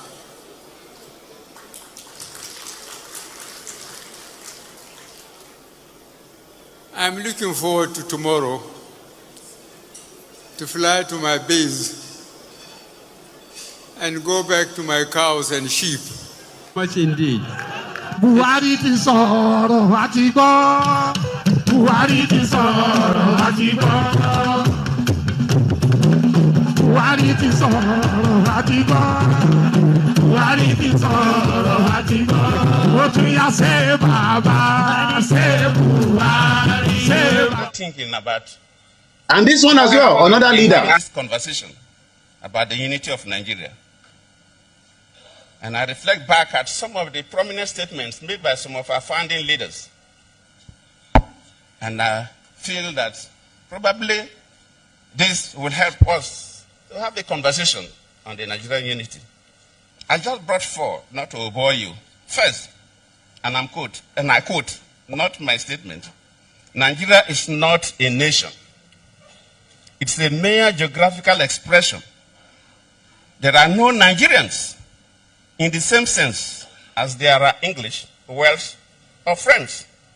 The word Nigerian is merely a distinctive appellation to distinguish those who live within the boundaries of Nigeria from those who do not. This is accredited to Chief Obafemi Awolowo, the former Prime Minister of the Western region. The second one, and I quote, it is true that we politicians always delight in talking loosely about the unity of Nigeria. 60 years ago, there was no country called Nigeria. What is now Nigeria consisted of several. These are all the people that Adigun was talking about. I don't have to play all their video. I just want to give you the snip. I think we might still have maybe some of this one as well. Let's watch this. These are the international one. I've given you the local one. These are the international one that will not want Nigeria to break. But our historic memory includes the notion that your greatest days were under Ivan, Peter the Great, and Catherine the Great. In other words, when you could control your neighbors. And people don't want to be controlled anymore. They want to be free to chart their own course. I'll never forget the first time a man with impeccable military credentials the warden of Rhodes House, who was Viscount Montgomery's aide de camp in World War II, said, you know, you're going to have to leave Vietnam for the same reason we had to leave Nigeria. We left Nigeria in a horrible war. It was an horrible war that the British fought. Throughout this month of July in 1967, they were still fighting war for 3 years. The Biafrans were not fighting Nigerians. The Igbos, they were fighting British. And you know why they were fighting British? These are all the people that is not going to let you want to break. And maybe you should listen to this one as well. Then I'll give you the one that told us that this war that we fought in 1967, do you know that July was when the war started? The war was still going on as of July 1967. If some of you go back and look at the history, maybe this one as well will not want Nigeria to break. Let's hear him as well. Even though they talk about human rights, blah, blah, blah, right? But the question is, where is the right of Nigerians to decide their fate? Hey, some of you say you miss me. I'm boiling over the statement of the West and the United Nations General about the Niger coup. Okay, we open the phone line. Let's say in 20 minutes. That means my food will have digested. It's just a snack anyway. And then we will switch those that are watching us on Olayomi Koiki, because that's our phone line. And then they will come on to another live where we can listen. And we have so many people that wants to join as well on the Twitter space. I love my beautiful auntie that has been one of our advocates on Twitter. And I have to give her kudos. Wura_Yoruba. She's been fighting very hard every day. I told you the Biafra have taken the hang of the Twitter. You cannot defeat them on Twitter, but we can work towards making sure that we have a push so that we can have more Yoruba people on Twitter as well. Let's listen to the next president. Part of the people that Adigun was talking about, I've given you the local one, all those president local one ahead, including Tinubu, but these are now the international one. I've given you Bill Clinton. Let's look at the next president. Perhaps singular among this body's achievements stands the Universal Declaration of Human Rights, which is the standard by which our forebears challenged us to measure ourselves. They made clear in 1948, human rights are the basis for all that we seek to achieve. They say human right is for all the basic. We Nigerians are not part of that too. Forget that. We are not part of the people they're talking to. When they talk about human rights, we Nigerians, because the country hasn't break up yet, so according to international community, they are seeing us as Nigerians, even though we might be saying we are Yorubas, but international community still see Nigeria as a sovereign nation. And that literally means that Nigeria is still a sovereign nation according to the international community. Nigeria has not dissolved yet. In as much as we want it to be dissolved swiftly, quickly. So let me now conclude what Adigun wrote. We've talked about, countries around the world. But somebody told us the reason, before we go back to that statement that Adigun wrote. I don't know when he wrote it, but I picked it up when he sent it to me on the WhatsApp. But somebody told us something. The sister told us something. But before that person told us something, even this one is part of those that compromised, but he warned us, but Yoruba people, Hausa people, if there's still any Hausa anyway, because Hausa has been extirpated according to Chief Toladeni. There's nothing called Hausa anymore. Everything you are saying there is now Fulani. All the governors, El Rufai, they are Fulanis. Can do that, every one of them, they're Fulanis. But this man was telling us something, but we know the year word until they start killing us. Now that the other parts are saying, no, we will defend ourselves. We don't have that at the moment. We have Amoteco. We hope Tinubu will give them AK-46 so that they can protect us. But the ESN say, we will protect our people. What is wrong in that? They are not killing people. When you hear that the ESN are the one killing, forget that nonsense. It's all part of the game to create that unity, disunity rather. But this man warned us. I am just giving you reflection. Not reflection. I'm just taking us back because some of us, we are forgetful. When we don't chop eba, we don't chop Isiewu, we don't go to watch the video, we don't go to watch Ashake. We are watching, some of them are watching Big Brother. Nigerians are watching Big Brother now. When there's fire on the mountain, who is making the money out of the DSTV? Who is making money for MTN? Shegun Ono, my brother, good morning. Let's watch this again. Every one of us must rise up. The armed forces are not neutral. They collude. They collude.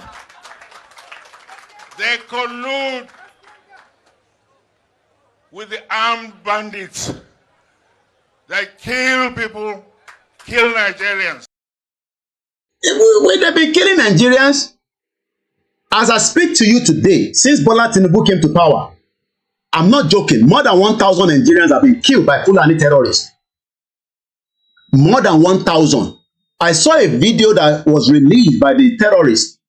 Inside that video, different ethnic groups there inside. Because I hear a woman speak Igbo there. I hear somebody speak Hausa. I hear another language that is not Hausa, but I did not hear Yoruba people there. But we know that since Tinubu came to power, look at all the service chiefs. Hey, Tinubu has given us Yoruba chief of army staff. Hey, Tinubu has given us inspector general of police. But they are still killing us. They are still kidnapping us. They are still taking ransom. The question is, what are they doing to protect us? Good afternoon, Mr. Cole. Grandma Folashade Ojo, Eba Tuki Grandma Ninule. This is Koiki Media, bringing the world closer to your doorsteps. T.Y. Danjuma told us, but maybe we should know a little bit from this other sister. Then I go back to the article that I was reading, and we then open the phone line in 15 minutes, and then we'll start engaging all other platforms as well.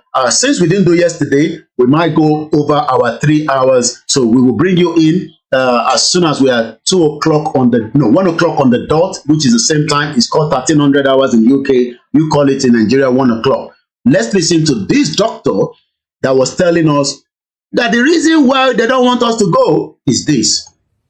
They wanted to be separate from the country that the British Empire had imposed on us, which was this country of Nigeria, where they kind of took a bunch of independent nations who don't have anything to do with each other, don't even speak each other's language, don't relate. Many of them were even enemies and warring at the time, smushed them all together and drew these arbitrary lines around them and called them countries and named those countries. Right. And then said, now y'all get along and do a country for us and be a union for us. And then go through, contentious, bloody independence processes that never really yield any real independence. You're still part of a commonwealth afterwards. True. And you have the eternal meddling in your affairs and the eternal extraction of your resources. Resources. Extraction of our resources. How can we have crude oil? I mean, does it make sense? We get crude oil. Whether the crude oil there for side of River State, we get for Ondo as well. Even the North say they don't find crude oil. The question is, why then take these natural resources and go and refine it as far as Australia? No be juju be that. No be juju be that. We remove the resources where they underground, where Eledumare, he say, Allah Akbar give them for the North.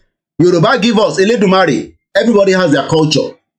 But yet, we can't refine the same thing in Nigeria. Not that we don't have refinery. We have 4 refineries. But they decided to collapse that refinery. Because if the refinery is not working, every day you must need petrol because you now not get electricity. They go can't take the same the resources, the natural resources. Is that not the reason why the Niger people are crying out now to say, no more? Let's listen to this now. Gathered in their thousands in the capital Niamey. Some of them attacked the embassy gates of the former colonial power France. Colonial power France. That how can we have uranium? How can we have gold and we are poor? And the same people, they will not give them visa to go to France. Do you know that Nigerians, for you to travel to Air France, you need to go and get, for those of us, not everybody that live abroad gets a British passport or all other passport. So if you don't have those passports, if you are holding a Nigerian passport, you can, they don't burn you well when you buy Air France. If you don't get Shanghai visa, they don't burn you well. I mean, you are not going to France, so does it make sense? I mean, you want to travel through a connecting flight. They'll tell you to go and pay for another $45 or $60. and you are not even guaranteed to be given that visa. I know somebody that just applied for a French visa and they denied him. And the question he will ask is, mélòó gan ni wọ́n ní France? And some people are here now, they say, oh, shut up, because you're outside Nigeria, you come back home. No, I can't come back home because you are a kidnapper. You kidnap people. You kidnap journalists. You kidnap journalists, not to even talk about freedom fighter. You know kidnap Showore. You kidnap Showore now for Abuja for 2 years until he was able to fight. You kill his brother. Fulani killed Showore's brother. We saw the news maybe last year or year before. Come back to Nigeria. Come on, let us fight it together so that you can kidnap me. That's all you are looking for. Don't bastard. So when we are here saying that, how can I want to travel to Nigeria? Because Nigeria is a only Buruku country that doesn't have its own aircraft. They destroy it. They use that aircraft to carry Ashawo people from point A to point B, and they liquidate it completely. So the Nigerian Airways stopped working. Now, I want to go to Nigeria. It will cost me 1,200. I want to go to America. America that is far from here is only going to cost me less than 500 pounds. No be juju be that. This is 1, 2, 3, I fight you. So those of you that are going to be speaking, start getting yourself ready in 11 minutes. So I am just giving you, let's go back and listen to, Dr. Ugu, giving us the background, and then I'll complete that statement that was put together by Adebuma Konjola, a very strong Yoruba advocate that believed that a dissolution of Nigeria is the best option, and it was warning Simon Ekpa that what you are trying to do, oh my God, you are stepping on so many people's toes. But we love you, we will stand with you. Hey, Koiki, why you love this Biafra? Are you Igbo? We are the people. I say make everything scatter. Everybody run. Everybody scatter. Police they come, army they come. Who remember that song, fella? When everything go quiet, then you go to see blood, you go to see head. Police, army don't kill everybody. Is that not what they're doing in the Southeast? It's because they cannot do that in the Southwest. But Teba more damage on Sheni Southeast, you would run and act for the dissolution of Nigeria. But because we don't see it, oh, Igbo people will marginalize us. They are marginalizing us in Lagos State. They are marginalizing us in Ondo State. I've told you all those ones are minor problem. For now, you cannot tell them to leave Lagos because they are part of Nigeria. Even when we have our country, there will still be immigration control. And those are ones, I live in this country. If I misbehave, somebody will fight something, I'll go to court and I will defend myself. I wasn't born here. I came here as I run away from Nigeria. Even the one where we born here, you think the no born Kemi Adeosun here. Kemi Adeosun went to Nigeria. Did you not destroy your life? Olori Buruku people, Yoruba people. No, be not destroy Kemi Adeosun. Kemi Adeosun stepped on the toes of the cabals. They went back and said, hey, Kemi Adeosun, come here. You know the NYSC, no be we forge them for you. They removed the certificate, the destroyer, she resigned. Have you heard about Kemi Adeosun anymore? No. She went quiet away. She wanted to change things around. They went and bring Sadiatu, the Fulani woman, the one distributing money. I don't know where a country where they will carry cash. They'll be giving people. And they say, people in the Southwest, you have Koiki, you have your brother, you have your cousin in the South, go and call them in abroad to send money to you. But people in the, do you know that the United Nations believe that only people that are poor, they are in the North? That we don't have poor people in Yoruba land. We don't have poor people in the Middle Belt. The only Nigerians that are poor and affected are people in the Northeast and the North Central. Do you agree with that? And when we say we should leave, some say, no. When we leave, who is going to be your president? Really? Can you imagine? Yoruba people will be asking those stupid, nonsensical questions. Bomb bastard, I told you. And the eternal fomenting of divisiveness and infighting in order to be able to control you. This is what an oppressor does, a colonizer does. These are, tactics and strategies. Is that not the tactic that they are using? So let me quickly finish because of the time constraint. So let me come back again to what we know, that Simon Ekpa is stepping on the toes of these individuals. So I stopped at the all head of state. I'll give you their background. And the former president and governor, the Boku, and public office holder, those are criminals. All the 776 local government in Nigeria, even though they are poor, they are still fighting IGBOHO. Imagine. We have 191 local government in Yoruba land. Igboho came out and said, we are being killed on a daily basis. They say, shut up. Who sent you? Who sent you to come to Igogon? Even another media came out and said, no, we now find the real truth. Àti rí àṣírí ẹni tó pa Aborode. Can you imagine? A Yoruba media is now antagonistic of Igboho view. Can you imagine? And this is meant to be part of the Yoruba Nation media at some point before we now realize that they are all part of Bola Tinubu campaign. Now every one of them is crying out. They can't fuel their petrol to do program anymore. Because I pay electricity, but at least I know that I have light. Even before they take the light, we go through another emergency. They give us emergency of £10 so that in case maybe you forget. The armed forces, the police and other government parastatal boards and agency of Nigeria, they call North and the Southern political class and their hang-ons and so on and so forth. The above mentioned institutions of international and domestic status and the ones keeping Nnamdi Kanu in perpetual detention against the court judgment or the appeal court of the Federal High Court in Aba and the rule of law. Why are they still keeping him? Question mark. Why are they still keeping Nnamdi Kanu? You took him to court. You couldn't get judgment on him. They quash it. Yet, you took Igboho to court, or Igboho rather took you to court. We won in Ibadan. Today, you cannot pay us our damages. And yet, some people will say they believe in the rule of law in Nigeria. So the question again, why are they still keeping Mazi Nnamdi Kanu as the 2 weeks start today, the NLC, and likewise, we're talking about the Republic of Niger. So 3 things I've put together today in our discussion. I'm going to open the phone line, like I said, in 4 minutes. They had hoped that getting Nnamdi Kanu permanently, kidnapping, they sold him out. People knew his location. Some inner capos knew that Nnamdi Kanu was in Kenya. I didn't even know Nnamdi Kanu was in Kenya. I was as shocked as, how did they know that Nnamdi Kanu was there? These are something that nobody should know. Even if he's anywhere in the world, he should be there quietly, do whatever he has to do, and return back. But no, they sold him out. And Nigerian government got the lips that Igboho was also in Benin Republic Airport. They sent helicopter. They thought that they can pick Igboho like they're picking Nnamdi Kanu.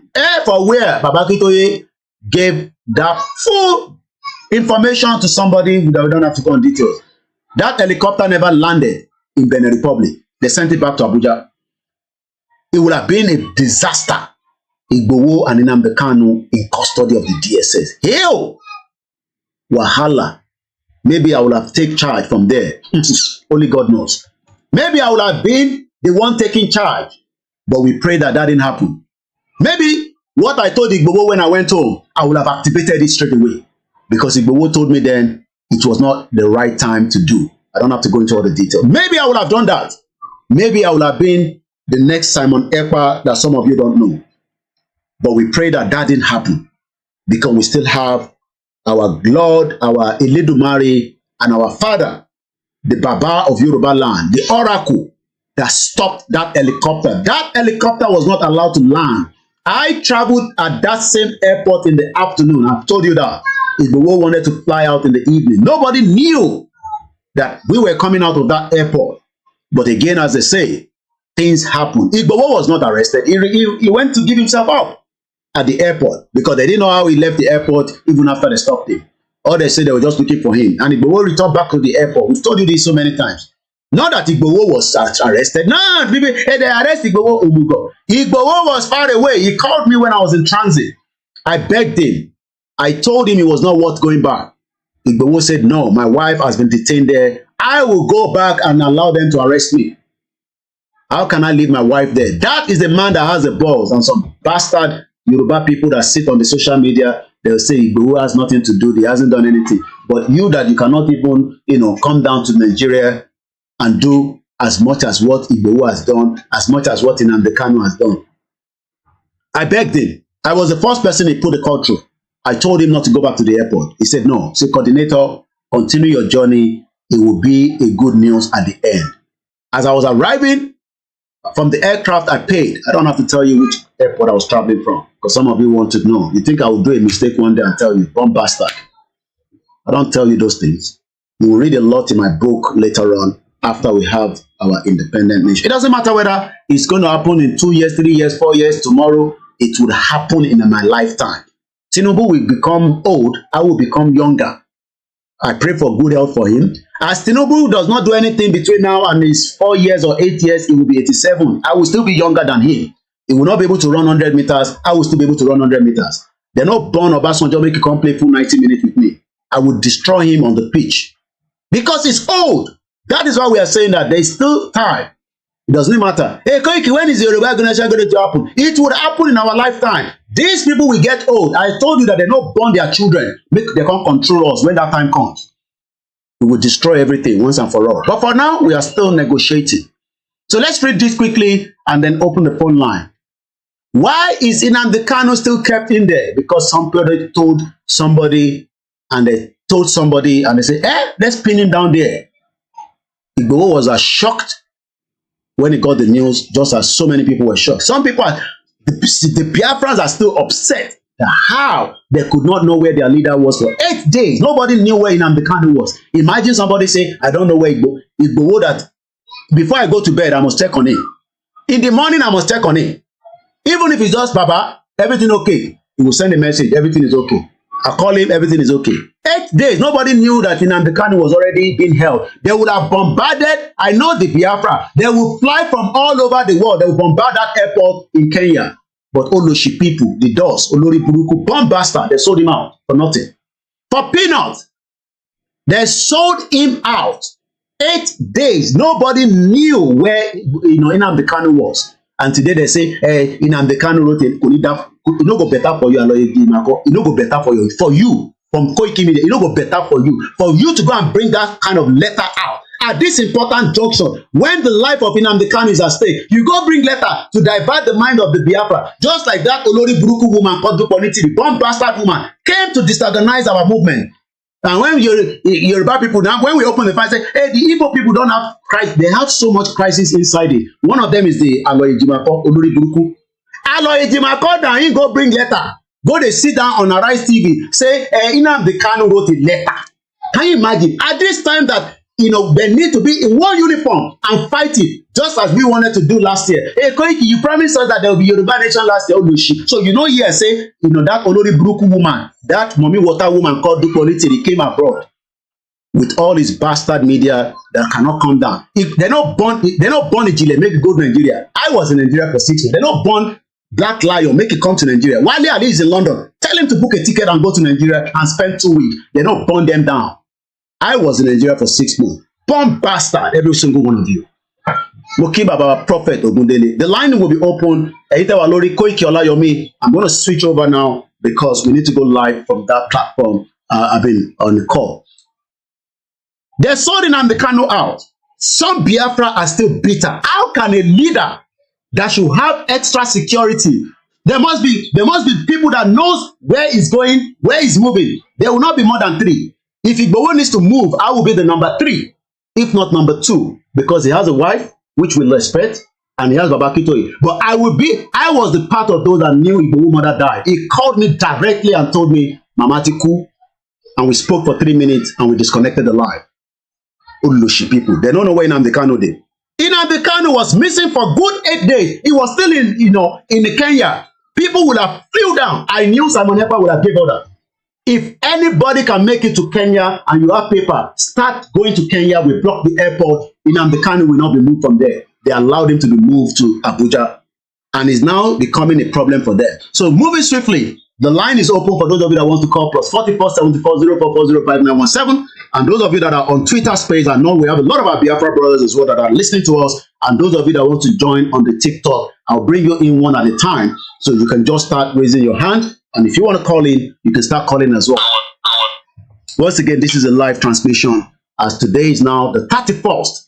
We are talking about 3 things. So you can pick about that 3 things. I'm talking about the Biafra sit at home, the Niger Republic, and I'm talking about the NLC. Whichever one you want to talk about, you have the right to talk about it. They had hoped that getting Nnamdi Kanu permanently, we kept him permanently kept away, we finally killed the Biafran nationalism in the East until one man called Simon Ekpa, the last man standing for Biafra. They didn't even know that that one was going to pop up. He just appeared on the scene to destroy their plans. Virtually, all the top high-rank leaders of the Biafra Directorate of State are part of the conspiracy. Ulori Buruku bomb bastard. Every day, they are dust. Nnamdi Kanu never even mentioned it. When Nnamdi Kanu comes out, say, I, Olayomi Koiki, today's date is 31st. Play this video to him and ask him whether he mentioned DOS to us during a conversation with him more than 3 times that we had a meeting. He never mentioned DOS. So when people come say, what's it concern me with DOS? He hand over Simon Ekpa to us. Virtually, all the top high-ranking leaders of the Biafran Directorate of State are part of the conspiracy to silence Nnamdi Kanu. We are part of this unfortunate conspiracy against the Biafra people quest for freedom. I pity the young man Nnamdi Kanu. God will set him free. Adegu Mapujola. So let's come back out and listen again to this while we hope some of you will call in. But let's listen to the coup d'etat, and then we'll come back and talk about the NLC. Ex-president is meeting Niger's coup leaders to negotiate a peaceful end to the crisis. Follows an ultimatum issued by the West African regional bloc, warning coup leaders to reinstate the president within 1 week, face military action. Face military action. Yeah, we're going to talk about the Niger now. That's what I want to talk about now. So we'll leave the issue of the Biafra. We'll talk about that for a very long time. So now, I have OLAMILEKAN there with us. The Niger, my question to Nigerian is, what do you think Bola Tinubu can do different? Let's leave the issue of self-determination. Let's leave the issue of, let's talk from the point of, as Nigerians, we don't have to agree with Nigeria. But do you think that Bola Tinubu can make any changes to the current state of situation in the Republic of Niger? That is the question. And let's see our first unmute yourself, Adam. Quickly, let's hear from you on the Twitter space. Go ahead. Good morning, sir. Good morning. You're welcome. Thank everybody. Please, I would like to express myself in my language. Go ahead. Yeah, go ahead, brother. I will translate. Ọ̀rọ̀ tó wà lẹ́yìn yìí, ẹ̀ta ní kó má ṣẹlẹ̀ náà ni ó máa padà ṣẹlẹ̀ náà. The thing where they now is when we, I'm just trying to translate. Yeah, go ahead. I'll do a translation for the benefit of those that do not understand the language. Go ahead, but make sure when you're speaking, I can do a translation. Yeah, go ahead. In Niger Republic, yeah, they are coming back for him. Okay. Ó máa gbóná gidi gan fún. Okay. Ẹ jẹ́ ká ti ibi àyè wò. Ṣé Niger Republic nìkan ni wọ́n ti ṣe coup tí Western world dá sí? Okay. Mali, wọ́n wà ń bẹ̀. Okay. Wọn ò dá sí. Okay. Ní Budapest. Burkina Faso wà ń bẹ̀. Wọn ò dá sí. Okay. Guinea wà ń bẹ̀. Wọn ò dá sí. Why tó wá jẹ́ ti Niger Republic? Okay. Àwọn bẹ̀ dá sí. Kí ló dé tí Áfíríkà ò fi ronú? Kí ló dé tí a ronú pé ohun tó ń ṣẹlẹ̀ yìí, there is something on it, something. Okay. Àwọn èèyàn ń pariwo ara ní ara. And the only solution tó fi lè bá wọn sọ̀rọ̀ náà ni kí wọ́n take over. Okay. Àwa la nìkan. Kò wúlò fún wa. Àjẹyẹ. Ẹ̀rẹ̀ tó parí ni wá lára bẹ́ẹ̀ tábà tó wá fẹ́ jáde tábà tó fẹ́ sòwò ó tọ́jú wa tó máa rí àwọn èdè yìí kó tó máa pa wá fún kí ló dé.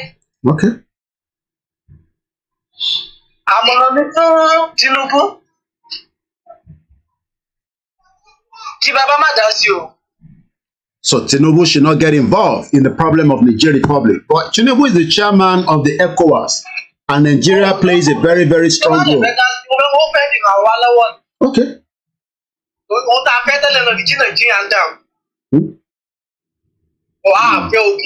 All right. Okay. All All right, so that is the view. Thank you so much. You can mute yourself. Just a brief, Yoruba is tolerated on our platform, but we will do translation just like I saw during the ECOWAS. Tinubu was speaking, they were doing translation, and some Africans were speaking, Tinubu was listening in translation. So what the brother was just saying briefly for the benefit of those that are not, Yoruba speaking is just to say, Tinubu should not find himself in the situation of Niger. Do you agree with that? You can join us on this number by calling in +44 74 04405917, or you can literally join us through the Twitter space that we are running, or the TikTok. We can bring you in on the Instagram, but you can call in should you want to do so. I'm gonna remove Dr. Ugu so that we can come back on the full screen. Looking at the current situation of things in Nigeria, can Bola Tinubu make any changes? Let's turn our speaker on because people are going to be calling, and I think I can hear the first caller. So let's go straight to the first caller. Once again, this is koikimedia, and you can speak in any language. Hello, go ahead, caller, and then let's hear from you. Go ahead, Ekaro. Yes, Ekaro. Yes, on the issue of the Niger Republic. Okay. Tinubu, you see, the whole world is mocking us, honestly. Okay. Because Tinubu, you invited a militant to Asoro. Okay. Planting guns. And that is Asari Dokubo. Yes. Okay. Threatening the judiciary, threatening the citizens. And now, there was a coup happening in Niger. We are now saying you want to correct the incident. Whereas in your own country, you yourself, you are not worthy. You are not doing the right thing. Yes, àwọn Yorùbá máa ń sọ wípé ilé là ń wò. I don't think maybe we do that anymore, but it's still valid. You didn't do the right thing in your own country. Okay. You were using militants to threaten the judiciary, to threaten the citizens. Okay. The human rights fighter, Olayomi and Indigenous, they are not terrorists. Okay. But you didn't give them the freedom. You didn't give them you didn't do the right thing. Okay. And what that not to swear is for our tribe being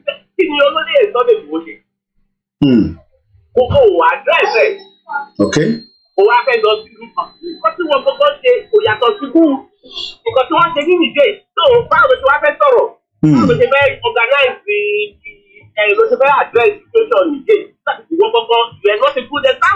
Okay. I used to tell my friends that what is it by inviting Asari Dokubo and militants into Asoro. It is not good. It should have said But is Asari Dokubo wrong to have visited? Is Asari Dokubo wrong to have visited the president as an individual? Of course it's wrong. Okay. I think we see how Asari Dokubo has been threatening governors now. Okay. Yes, that is what you see. Terry Tinubu, you were since when he was the governor. He almost promotes our Ublon, our Turkey, almost money power. What to put our olórin ní àwọn olórin náà, ó fún wọn ní power, olópàtí, olórin, tó ń fún governor. Okay. Okay. A musician, tó ń fún governor, pé governor jẹ́ ní ìṣúdí. He just has been promoted, tó ń promote kò dáa. Okay.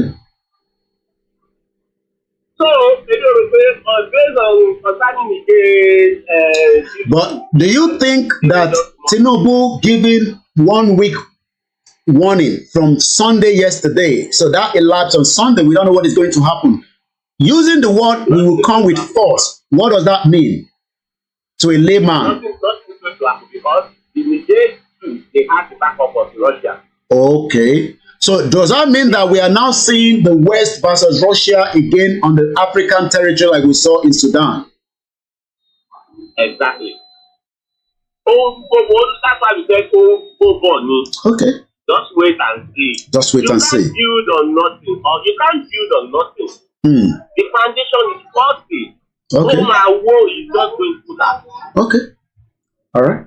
It's going to collapse. It's going to collapse. Thank you so much again. I believe the caller has been able to express himself very well. If you're also going to be joining us, please, indicate. We can bring you in on other platforms apart from the Instagram. I can't bring you in because of the way the camera is positioned. I can't bring you in, but I can bring you in from the TikTok if you want to. If you want to call in, the number to call is on the screen, +44 74 0440 5917. Let's come to the NLC, the Nigerian Labour Congress.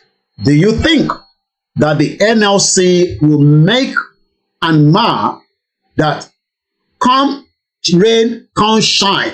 They no go come out and say, we no come do again. Silver Gold says the king of the boys. Thank you so much for joining us. Pastor Mo said, Tinubu can't do nothing.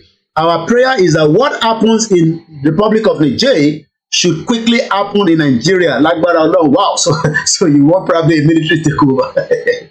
All right, keep the comment coming. Let's continue. The NLC have said, look, forget about the industrial court action that says we can't go on strike. We will be coming out on Wednesday from 7 a.m. from Unity in Abuja. I believe Ojota will be the point in Lagos State. For those that are following the NLC, we are not part of them. We are just, giving you what we're expecting. Do you think that the northern part of Nigeria, or even the southwest, do you think that it's now a tussle between, because this is what I've been observing on the social media, do you think it's about the Igbos that are in support of maybe Peter Obi, that are the one pushing the agenda? Because that is the narrative on the social media. That is the push, that it is done because they don't want Bola Tinubu and they are trying to bring his government down. Do you think that is the right thing to say? Ayo Adebi say they are the same as yesterday as of today. Make I wear my glasses because sometimes the screen are too small. Koiki, Tinubu is just ranting. What can he do? Chief of Army Staff. Chief of the old one we get military.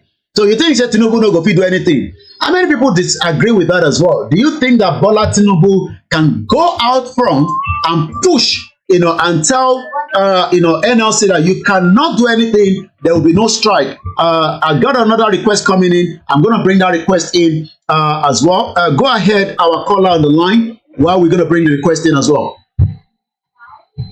Hello? Yeah, go ahead. You're live. Yeah. Okay. Because no, so nípa ti president Bola Tinubu. Okay. Tó ní òun fún Niger Republic. At least it's still going to help us. Torí tó bá gbé ní military action kankan. Ó yẹ kó jẹ́ àwa Yorùbá kí àwa talk àti fún torí ẹni tí military at Nigeria not going to come to us. So we have all our own territory. That's just we have all our own all our own areas so that the war will not come to us. Because if the war can come to Nigeria, it's going to destroy many of our things. Your line is very bad. We're struggling to hear you. Maybe you need to move a little bit. We're struggling to hear you at all.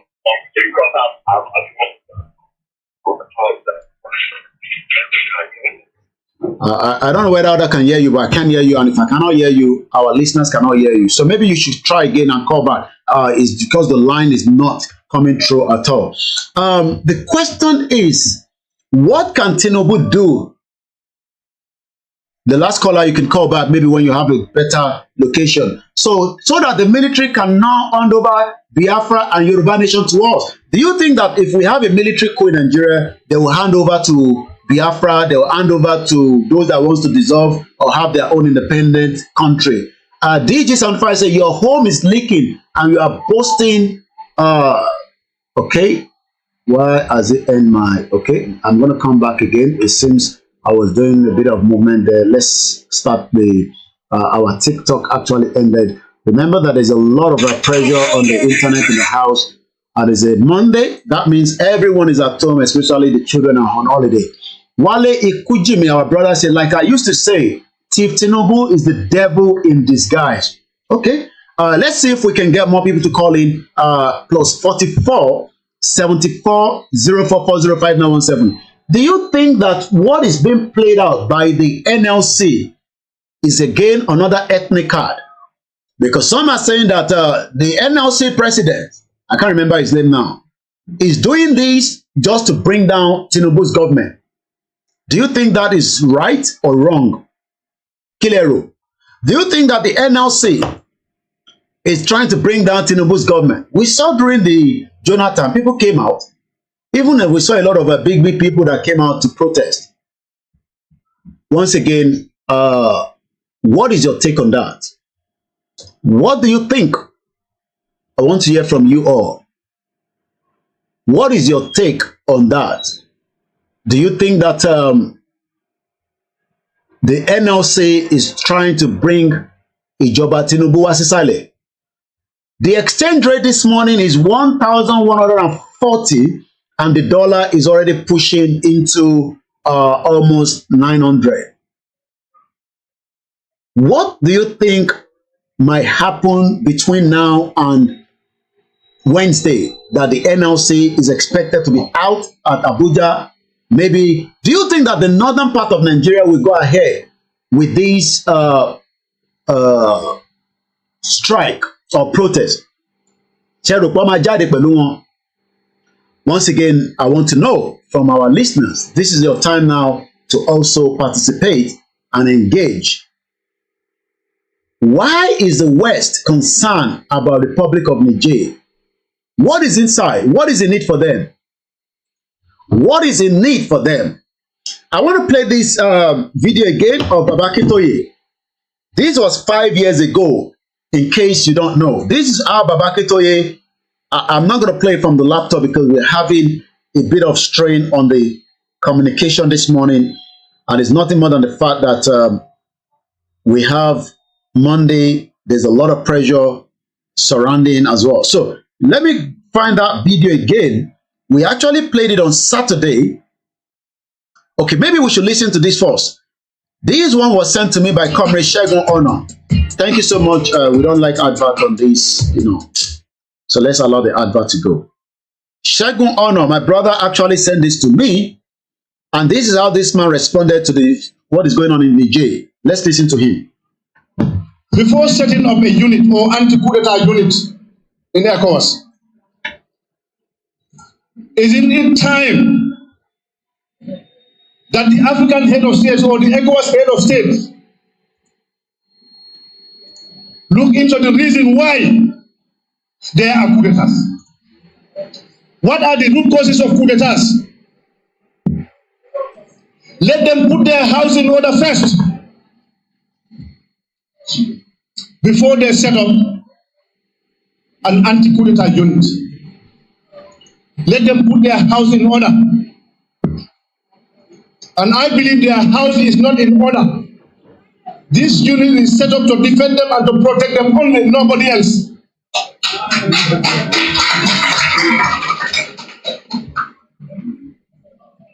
What is more coup d'etat than your national constitution gives you 2-term limit, 5 years, 2 terms.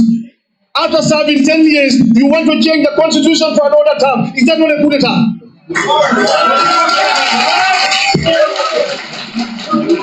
Because you feel you have the powers to do that. The soldiers have the powers to coup d'etat.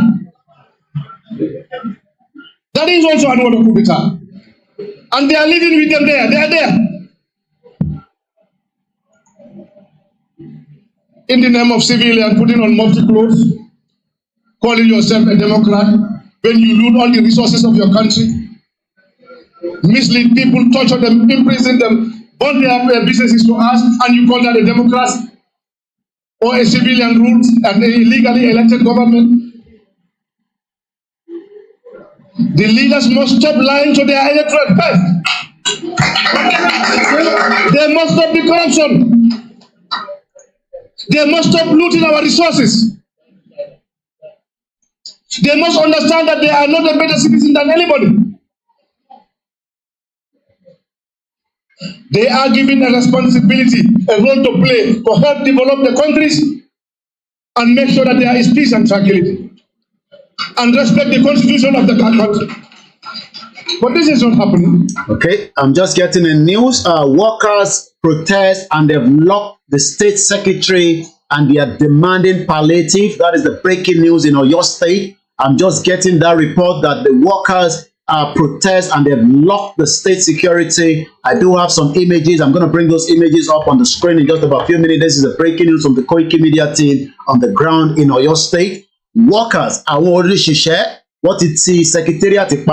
I could see the music and it seems that they're coming out ahead on time before August 2nd. What is happening in Nigeria? Do you think that the northern part of Nigeria would also be protesting, or they are not going to do the same thing as we saw during the NSAS? But this is not happening. Example is this government. This government has lied to people in 2016 that they are going only for 3 years. Was that not a lie? Who asked them to tell people that we are going for 3 years? I don't know which country this man is representing, but definitely he's not a Nigerian. But you could see that he's saying that this government have lied, in 2016. I don't think it's Nigeria, but these were sent to me, and that are the images coming out from Oyo State, Ibadan, Oyo State, where the secretariat has now been locked as people are protesting already. Were they forced to say that? They went out the whole country, lied to everyone. When the people started reminding them, this is what you promised us, they threw tear gas on them. And the president is bragging, yes, when I threw tear gas in them, they never came back.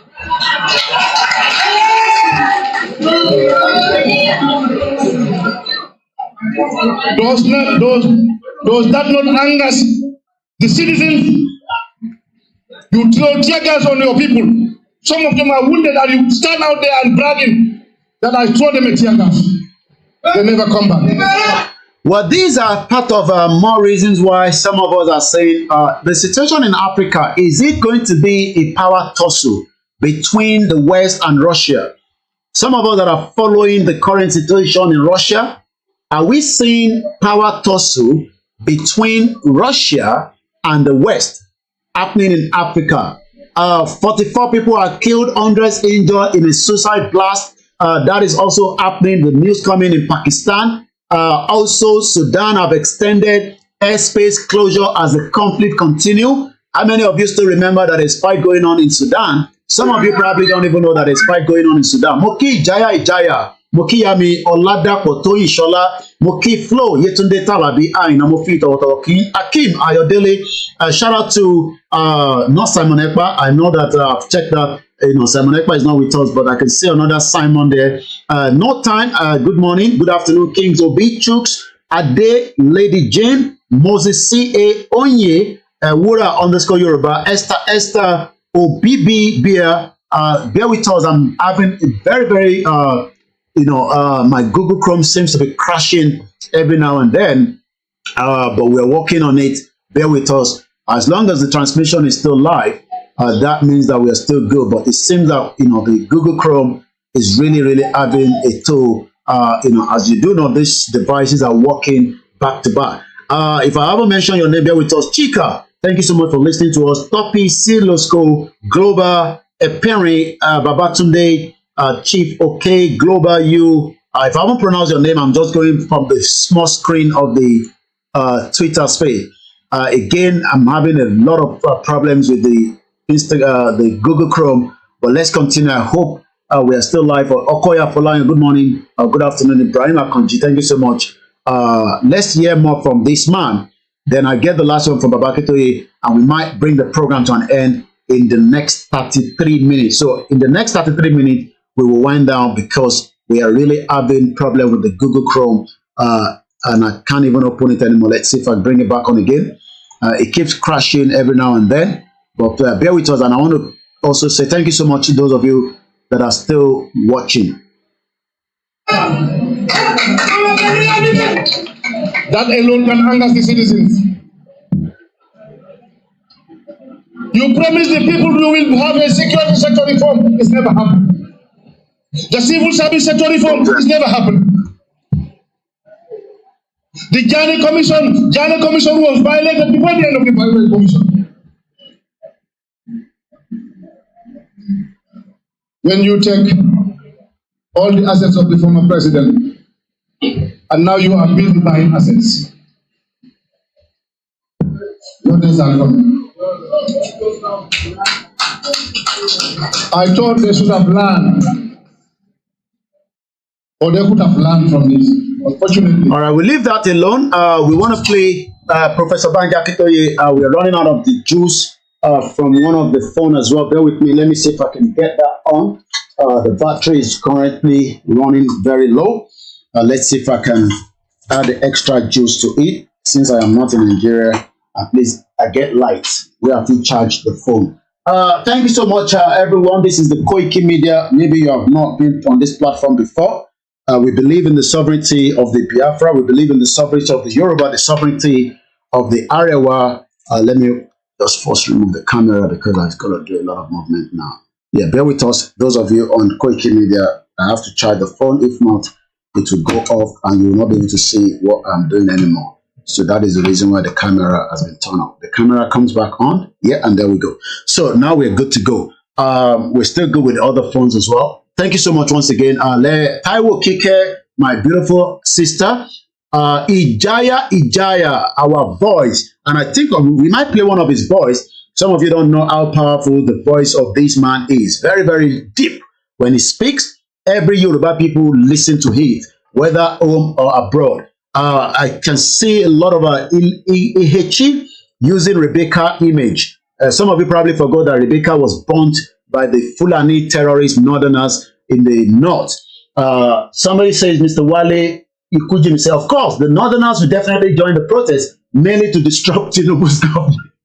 Whereas, they say, hashtag suspend all petrol polinera currency. Thank you so much to all our listeners, especially those of you that have joined me this morning on the Twitter space. We just have half an hour to go, but if you still want to have one or two words you want to say, I will bring you on before half an hour. You can send a request and I'll bring you in so that you can have your say as well. We love our Biafra brothers and sisters, but one thing is also to respect us, because we always say we are all in this together and there's no need to have infighting. Yes, Ijaya Jaya says, Starr Radio UK, thank you so much.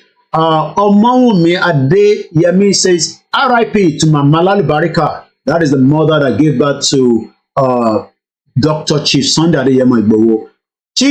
Chijoke Chukwaka. Thanks so much. I appreciate your own analysis. Nigerian government is really confused. My advice to them is let the rule of law take. Yes, let the rule of law take place. Bemileke, thank you so much. Aziz, thank you so much. I think at the beginning there was no sound, but the sound is doing very well. Aziz Muritala, even to our northern brothers, we don't have any problem with you. What we have problem is Nigeria. There's no need for us to have problem with you. Let's listen to Professor Banji Akintoye. This video, which you can't see, but you can listen to it, because I don't know, like I said, I'm having technical problem at the back with my Google Chrome, and I just have to manage it so that it doesn't collapse the broadcast this afternoon. We continue to ask for support.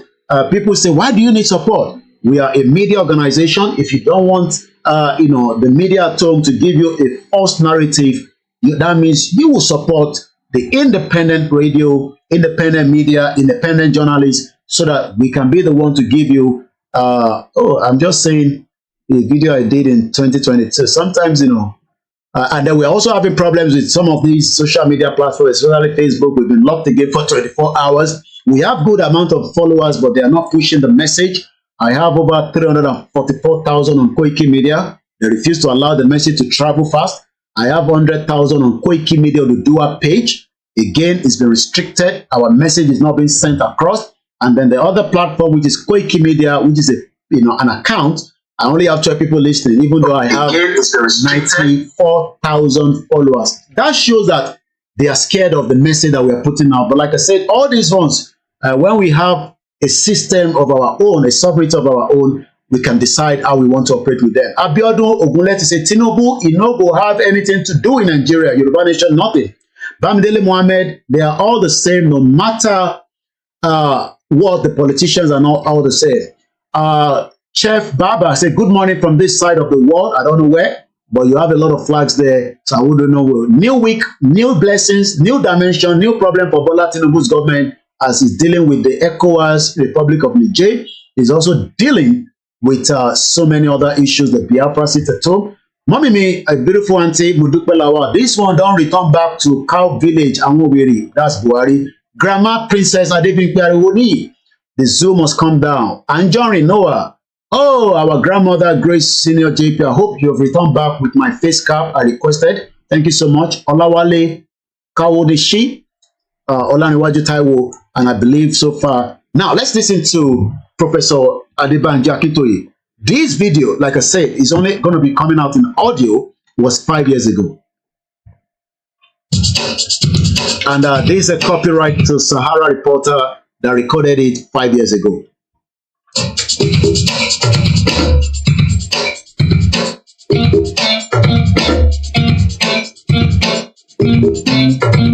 I love this soundtrack. It's coming up in a minute. Here we go. Professor Adebanji Akintoye. And it's about 14 minutes. I'll let it go. It is their duty to know the nature of their country. And it is their duty to guide and govern it in ways that are suitable for the nature of that country. If you do not do that, you will find the country going to pieces in your hand. The architect is an artist who designs a house and does not take cognizance of the important factors in the circumstance. We build a house that will collapse. What type of soil do you have? What type of material is available? What type of workmen do you have? What type of technology do you have to get things together?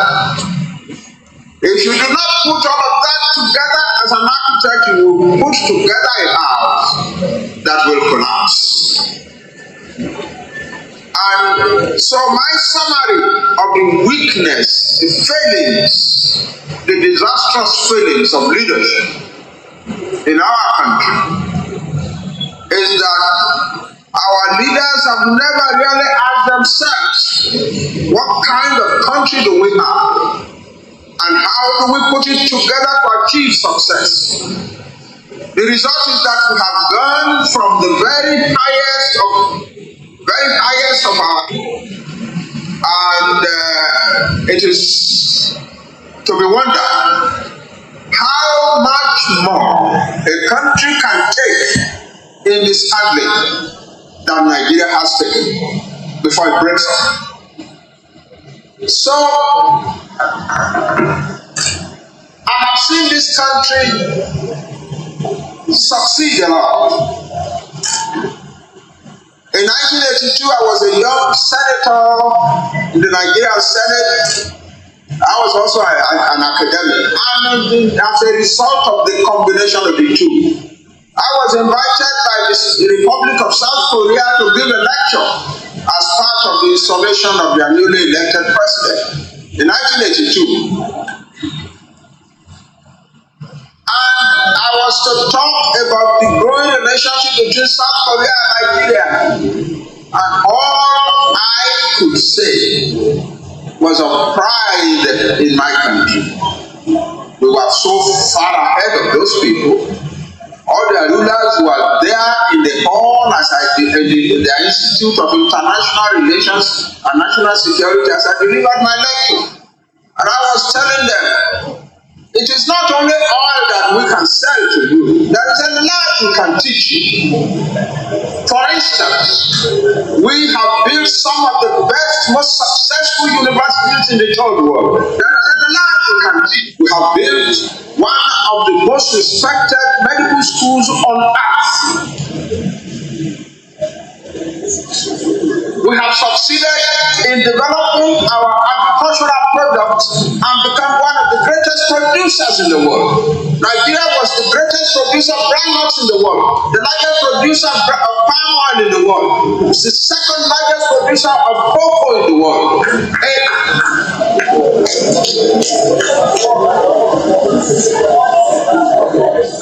We have a lot to teach you. My country, Nigeria, has a lot to teach you. Today, South Korea is at least 1,000 years ahead of Nigeria. Nigerian leaders have succeeded in taking the wealth and the potentialities, the human material wealth and the potentialities of Nigeria, and produce one of the desperately poor countries on earth.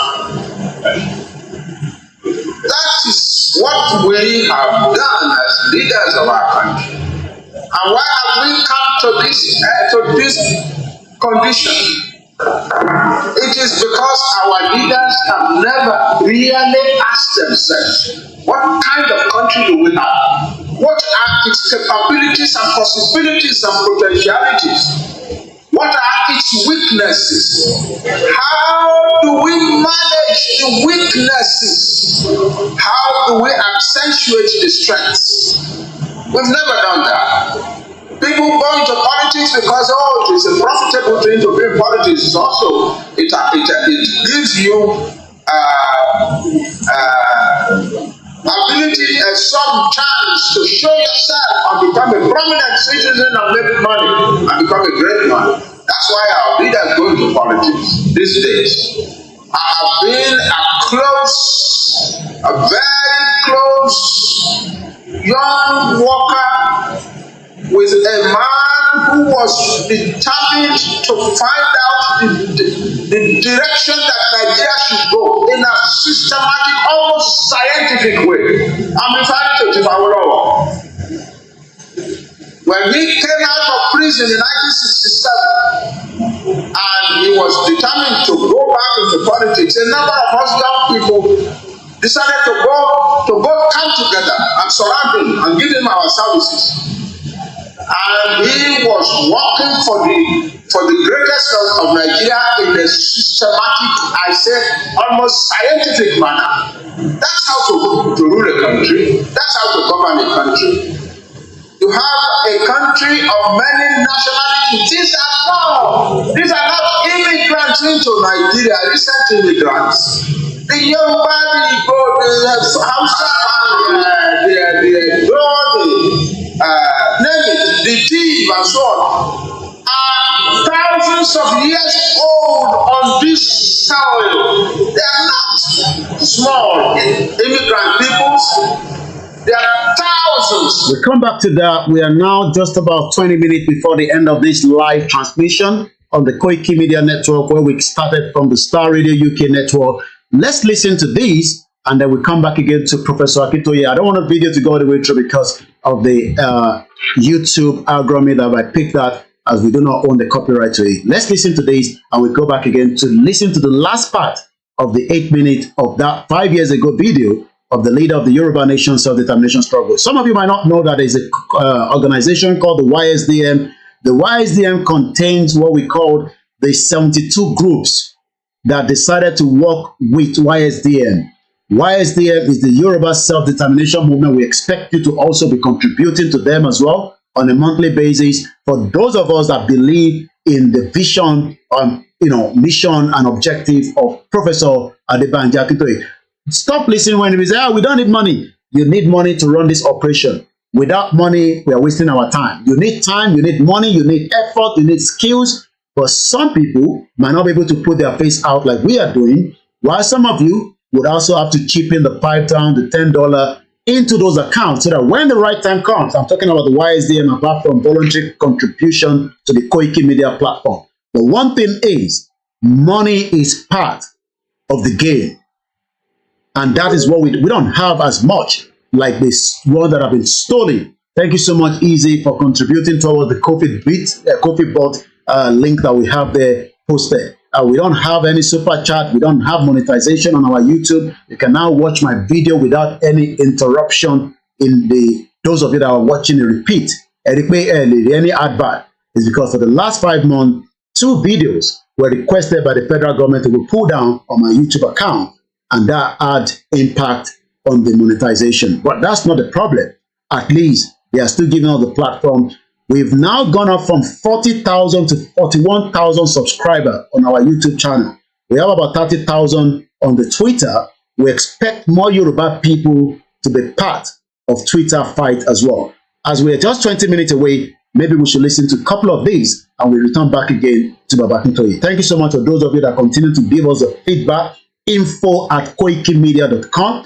There is no arrangement for the final burial of the mother of Chief Dr. Sunday IGBOHO. All that will be announced at the appropriate time. Let's get it. Also on the 5th of August, which is this coming Saturday, the launch of the shortwave radio for the Yoruba will be coming on air at exactly 8 p.m. I hope I'll be able to bring the screen up on my screen for those of you that might want to see. I think I have it. Yeah, I think this is it. Let's go with it this way. This is the shortwave link. Maybe you want us to do a screenshot because Saturday coming, this will be going live. Impediment to Yoruba development is the impediment to Odua development. Without Nigeria, we won't be where we are. 1962, we were far ahead of South Korea and North Korea. We were far ahead of China even. We had television before France. We had radio before South Africa. Now look at where we are today. I think it's a shame that even any Yoruba man can be talking about restructuring at this point in time. What are we restructuring? This country that is already shot to pieces? I don't think that's what we want. But they are always talking about giving Nigeria a chance. The patience of Yoruba with Nigeria has come to an end. If you don't allow we Biafrans to go, that zoological republic called Nigeria will be a worse place than Somalia. And today it is happening. And if you have not applied for your Somalian visa, please try and do so. Should I say Somali visa? Try and do so as quickly as possible because the zoo is on the path of destruction. And there is nothing man can do to reverse it. Mark today's date and what I'm telling you. Nigeria will be destroyed beyond human comprehension. If I may just... Sunday IGBOHO, yes, who was also arrested, right. I've written severally on it, that he should also, because his determination for Oduduwa Republic is not a crime known international law. And that's the point I'm trying to make. That's the point I'm trying to raise with you. If it were not signaled to non-state actors and other ethnic agitators that they can actually go ahead, in the event that President Muhammadu Buhari really responds to your appeal. Excuse me. Yeah. You and I, we are living in Nigeria. You are talking about harmless people who are not armed. Are you not aware that in this country, some Boko Haram, some people accused of Boko Haram were released and traded for others by way of a quid pro quo? They say, okay, release some of us. Then we will release some of your detained citizens. Are you not aware that that has gone on in this country? So what is the bad precedent of saying a non-violent person should be released from detention, from illegal detention, a detention that the United Nations has been found to be illegal and to be unconstitutional and to be torturous? I do not see anything that is setting any bad precedent there in a situation where as a matter of fact, some Boko Haram and armed bandits are being released in exchange for some of their members, where kidnappers are demanding from parents of children they have kidnapped to buy tarodo, tatache, tomatoes, vegetable oil, palm oil, uba, to buy salt, to buy rice, for them, beans, yams, for them to feed their children so as to keep them alive, to enable the parents pay ransom for them. What is the long precedent here that we are just saying find a political solution by going through the tenets and the provisions of the law? I do not personally see anything wrong with that at all, and there's none that I know of. And I cannot see it leading to any floodgate or any resurgence by other people coming to say, criminals coming to say, oh, you must also give me reprieve. It does not happen that way. How many Nnamdi Kanus do you have in Nigeria? And how many Sunday IGBOHOs do you have in Nigeria? These are people who have carried the specter of their people on their heads, and they have become a metaphor for their self-determination struggle. Other countries were refused at first, but we have to remember, and this is a really important point, that self-determination is an inalienable international right and a law as well. And other countries will recognise Scotland's democratic choice expressed at the ballot box. They will recognise that because that is the route that many other countries have taken in order to become independent. And just to make that point, that international law is very pragmatic on that point. International law are very, very pragmatic. So what we are fighting for is not a crime. Otumba Boye Mayugbasope. This Professor Banji Akintoye that we're going to listen to the last 8 minutes. This Professor Banji Akintoye's recorded video, I weep for Nigeria. My father, Dennis Dayo Omitogun, say, well done, my dear. Up Oduduwa Republic, up Yoruba Nation, up Yoruba Nation. Yoruba land is the reality and the only solution. Once again, if you're supporting us, it's voluntary, and that's the only way. Abosede, my own big auntie, Efe Ogun, She Ogun, Otibere. Freedom without fight is deceiving freedom. Prophet John Ogundele, these ones have been talking in the 80s that the breakup of Nigeria or the dissolution of Nigeria or the disintegration of Nigeria would happen. It will happen in our lifetime. It does not matter how long, much more it will take. Nigeria is really, really now in a CPR. It's like a Titanic that has gone underneath. Pẹ̀lú ìjà ni Yoruba nation máa fi jáde kúrò nínú Nigeria. Maybe those of you that don't understand how Yoruba says, we will fight if we are really ready to leave Nigeria. Freedom is not given. If you want freedom, you must be ready to push everything. Baba Shitu S. Omawumi, and to all our silent listeners, Otumba Gbogbogbò on Instagram, Ola Omo 35, Kemi D260, and the rest of you that are also there. Also, Comrade Plan B, Aki Games, and the rest of you on our MixLR, we have 8 people. Even if it's just one of you, we continue to pay the $20 every month to make sure that we have that audible available so that it is much cheaper for you to listen as more of you. As we are now less than 10 minutes, yes, I gotta go quickly and hear the last part of Professor Adebanji Akintoye. Also, shout out to Chief Banji Ayiloge and all the readers of the Yoruba Self-Determination, from Chief Imam to the rest of you that we cannot mention. We love you. Kule Shita, thank you so much. And once again, to my beautiful mother, thank you for standing with us. There are thousands of years ago in this land. They have built systems that have sustained them for thousands of years. And then you put them together as a country and you want to destroy all that they have built, all their sensitivities and their love of themselves and their pride in themselves, and constitute a country that is managed, that is centered by a dictatorial federal government, and you think it can work? It cannot work. It's impossible. It is impossible. If Nigeria doesn't speedily do what a lot of people, their voices may not be correct. There might be people talking from this side and from that side and so on. But if Nigeria does not take steps as a first important prerequisite for Nigeria at all, not for development. I'm talking of the existence of Nigeria. If Nigeria does not take steps urgently to restructure itself and return to a federal system, the kind of federal system that we saw in the 1950s and up to 1965, Nigeria is very likely to break up. That's my assessment of the situation. I'm a historian. I also happen to have been in your politics. But I talk from what I know. I don't say that your country cannot break up. It can break up. Any country can break up. The Soviet Union had the most feared government on earth.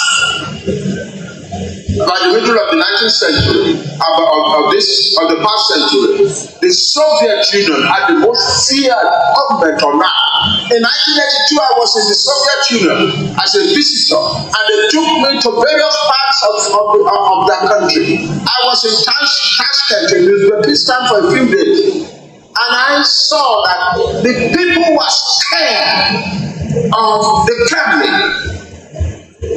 That was 1982.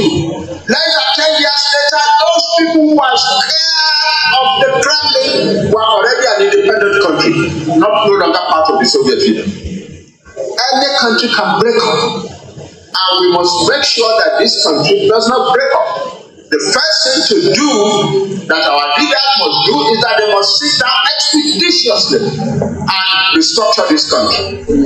We have no business being what we are now. The United Nations says we are one of the poorest and most unequal countries on earth. Some young Nigerians wrote a paper and submitted to the United Nations in 2008. You know what they wrote in it? They said the international boundaries of Nigeria constitute a circle within which nothing can grow or prosper. Nigerian government are writing that about their country. And why are they doing that? Because our leaders have made a mess. We may blame the army. You can say, oh, the military, they came and they concocted everything together and they destroyed all local initiatives and brought everything together and created. That's what they knew. That's what they knew. I am not one of those who keep blaming the military. I don't blame the military anymore. You don't ask from the people more than they can give. That's what they can give. They gave it. They thought it was good. We now know it is not good. We knew it was not good at the beginning, and we know it is not good. We civilian leaders all after we took over from the military to have said thank you young men, or thank you boys, thank you our soldiers. You've done your best, but your best is not what is good for our country. So we now go back to what is good for our country. That's what leaders do. That's what leaders do. We have no business being poor. We are a rich country. We are one of the richest countries on earth. In material and human resources, we are one of the richest countries on earth. Our leaders have taken all the wealth, all the God-given wealth, and produced poverty from it. So the answer is clear. As far as Nigeria is concerned, if the leadership of Nigeria wants to regard themselves as leaders, we need to get together very, very quickly, restructure this country, and let each section of the country develop its own resources and produce wealth for its own people. If we continue to go as we are going, this country, how much more can the country take than we are taking? Nigerians are now killing one another. Nigerians are killing one another, and some section of the country is now saying we must control everything, and so on and so forth. One fellow wrote a paper that was circulated in 2014. It's chilling reading. He said we must control Nigeria. We must the British by. He said Allah through the British. I'm quoting him because I know the words by heart. It frightened me when I read it, so I had to memorize it. He said Allah through the British gave us Nigeria in 1960 to rule and to do with as we please. And since 1960 we have been doing that, and we intend to continue. And if anybody tries to take that power from us, we shall kill, maim, destroy, and turn this country into the greatest refugee camp and bloodbath on the African continent. And the rest of you can grumble as much as you like. It doesn't change anything. That's 2014. That's the type of country we have come to. We don't have to come to that type of country. We can create a better country. And our leaders need to know that they are the artists painting the picture bad. They are the architects designing the house wrongly. They are the one designing the house wrongly. We are 2 minutes away, and let me give you this one before we go. Oh, bear with me there. I think we have something to come with it as well. Wọ́n sọ̀rọ̀ epo àwọn adi 200 adi bàbá. Ẹ fọkàn balẹ̀, a máa gbé wálẹ̀. Ẹ lọ fọkàn balẹ̀, ẹ lọ fọkàn balẹ̀, ẹ lọ fọkàn balẹ̀. Wọ́n sọ̀rọ̀ epo àwọn adi 200 adi bàbá. Ẹ fọkàn balẹ̀, a máa gbé wálẹ̀. Ẹ lọ fọkàn balẹ̀, ẹ lọ fọkàn balẹ̀, ẹ lọ fọkàn balẹ̀. Wọ́n sọ̀rọ̀ epo àwọn adi 200 adi bàbá. Ẹ fọkàn balẹ̀. Ìfẹ́mà will make more money.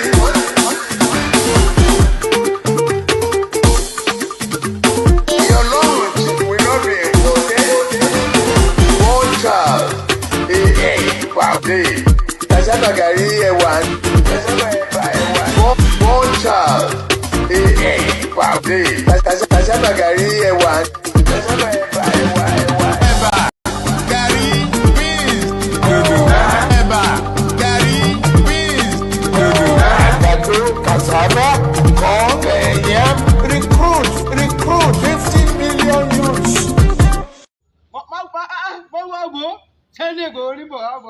Tí n bá gbórúkọ Sunday Igboho àyà mi ò tó jáde. Kò sí nǹkan kan. Òtútù ó mú mi pẹ̀lú. Òtútù tí mo ọ wá parọ́ pé òrírò ẹ̀rí kọ́. Látijọ́ tí wọ́n ti bí mi ríro ẹ̀ rí. Níjọ́ tí mo gbọ́ pé Sunday Igboho ń tún lọ Ogun State báyìí. Níjọ́ náà mi ò lè sùn. Ẹ lọ ní sẹ́ ọlọ́sí ọmú. Sunday Igboho ní bọ̀ wá bọ̀. Tí n bá gbórúkọ Sunday Igboho àyà mi ò tó jáde. Kò sí nǹkan kan. Òtútù ó mú mi pẹ̀lú. Òtútù tí mo ọ wá parọ́ pé òrírò ẹ̀rí kọ́. Látijọ́ tí wọ́n ti bí mi ríro ẹ̀ rí. Níjọ́ tí mo gbọ́ pé Sunday Igboho ń tún lọ Ogun State báyìí. Níjọ́ náà mi ò lè sùn.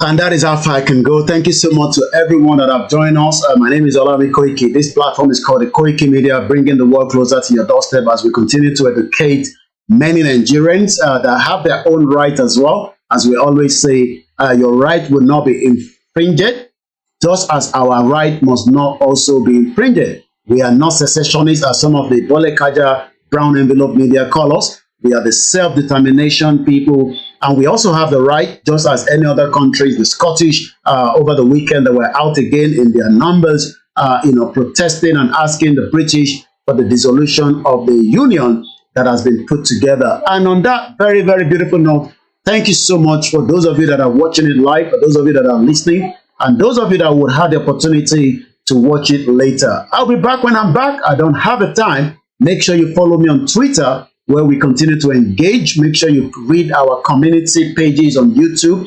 Also follow us on the Koikimedia website, www.koikimedia.com, where we push out all our blogs from our brilliant team that are working around the clock. We have 25 team that are working voluntarily. If you want to support, the account details is out there in the message. You can also check it out on our website, where you can also see how you can donate through the PayPal musakalam@yahoo.com, or through the First Bank 309-680-8848, 309-680-8848. I don't do visa to London. I don't do visa around the world. I don't know how to get to UK. If you find yourself here, I can advise you one or two things, but please do not be communicated by anybody saying I can do visa and I am Olayomi Koiki. I don't have a Nigerian number.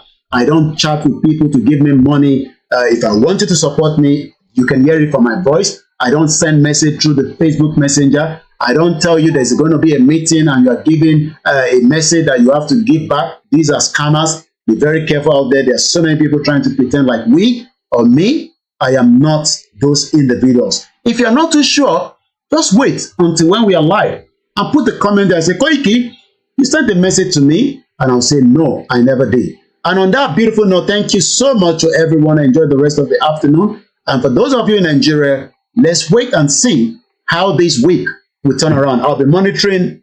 I'm not going to broadcast it. I'm not Bola Tinubu media. So Bola Tinubu will be speaking. I'm not going to transmit it. That is not my job. It is the job of the NCA to do that. But I'll be watching it at 7 p.m. Maybe after he has done his own, I might come on air. I don't know.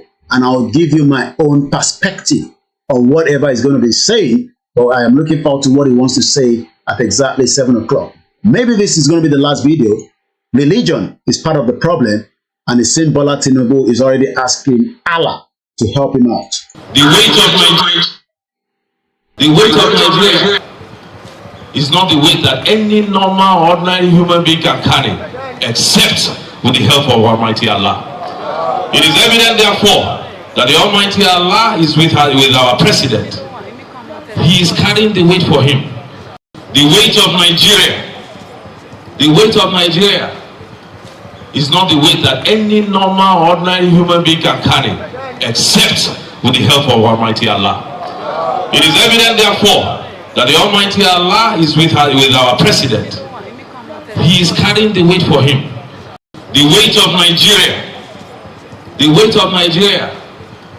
is not the weight that any normal, ordinary human being can carry, except with the help of Almighty Allah. It is evident, therefore, that the Almighty Allah is with our president. He is carrying the weight for him. The weight of Nigeria is not the weight that any normal, ordinary human being can carry, except with the help of Almighty Allah. It is evident, therefore, that the Almighty Allah is with our president. He is carrying the weight for him. The weight of Nigeria is not the weight that any normal, ordinary human being can carry, except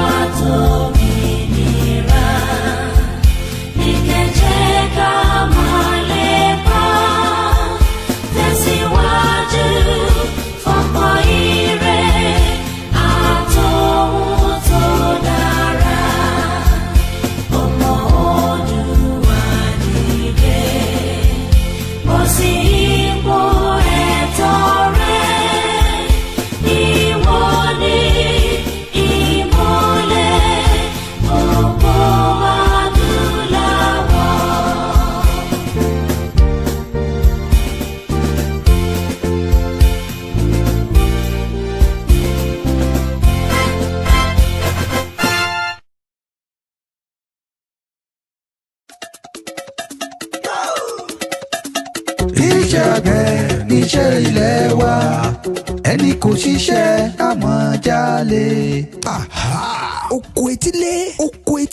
oko etílé jọ̀nà ìwúrí láti gbára wa àti nǹkan ọ̀gbìn wa kúrò lọ́wọ́ àwọn adaranjẹko Fúlàní. ìdí nìyí tí ìyá wa agbẹjọ́rò dókítà Janet Fashakin afíjú lọ́ọ̀yà láti ìlú Amẹ́ríkà ṣe ń pe gbogbo ọmọ Yorùbá wípé ẹ jẹ́ kí a lo àǹfààní ilẹ̀ ọlọ́ràá tí Ọlọ́run fi fún wa láti gbin àwọn ọ̀kan ọ̀jọ̀kan nǹkan jíjẹ bíi tòmẹ́tò, ata, àlùbọ́sà, ẹ̀fọ́, ilá, ọ̀gẹ̀dẹ̀, iṣu, gbàgùdá àti bẹ́ẹ̀ bẹ́ẹ̀ lọ sí etí ilé wa. A lè dáko sínú nínú ilé wa, àyíká ilé wa, tàbí ilé tí wọn kò tí ì parí ládùúgbò wa. Tí a kò bá tilẹ̀ gbé níbi tí a tilẹ̀ gbé nǹkan sínú ilẹ̀, a lè kó yẹ̀pẹ̀ jọ sínú àpò, inú abọ́, ìyún tó lórí ìbò ń pè ní bucket tàbí garawa àjákù láti sọ̀gbìn oko etílé. Let's go farming to eradicate famine. Kí ebi má bàa pa wá mọ́lé ní ilẹ̀ Káàárọ̀ Oòjíire, níbi tí àwọn tí wọ́n lé àwọn àgbẹ̀ wa kúrò lóko tí ń ta pẹ̀rẹ̀ tòmátò ní ẹgbẹ̀rún 15 náírà, ìyún 15,000 naira fún wa. Ẹ jẹ́ ká ṣoko etílé ká lè bọ́ lọ́wọ́ ìṣẹ́ òun ìyà tó ń tẹ́bí. Fún ẹ̀kúnrẹ́rẹ́ àlàyé síwájú sí i tàbí fún ọ̀kan ọ̀jọ̀kan ìbéèrè tẹ́ bá fẹ́ bi wá, ẹ lè pè tàbí kẹ́ WhatsApp wa lórí +1 917 689 6910. Oko etílé. Ẹ̀gẹ̀rẹ̀ sí fọ̀ pàṣẹ.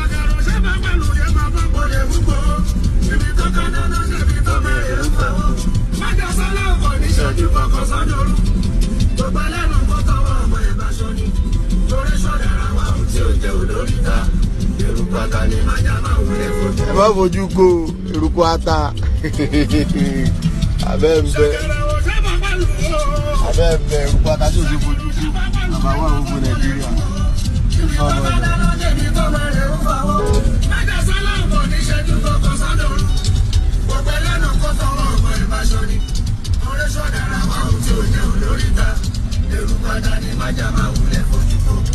Ẹ bá fojú ko ata yín lójú. Ọmọ Oòduà. Ọ̀gá Fúlàní. Ọ̀gá Fúlàní. Ọ̀gá Fúlàní ló jẹ́ o. Yorùbá nation yìí ti gbogbo wa ni. Kó má gbọ́dọ̀ bàjẹ́. Torí kò sílùú mìíràn.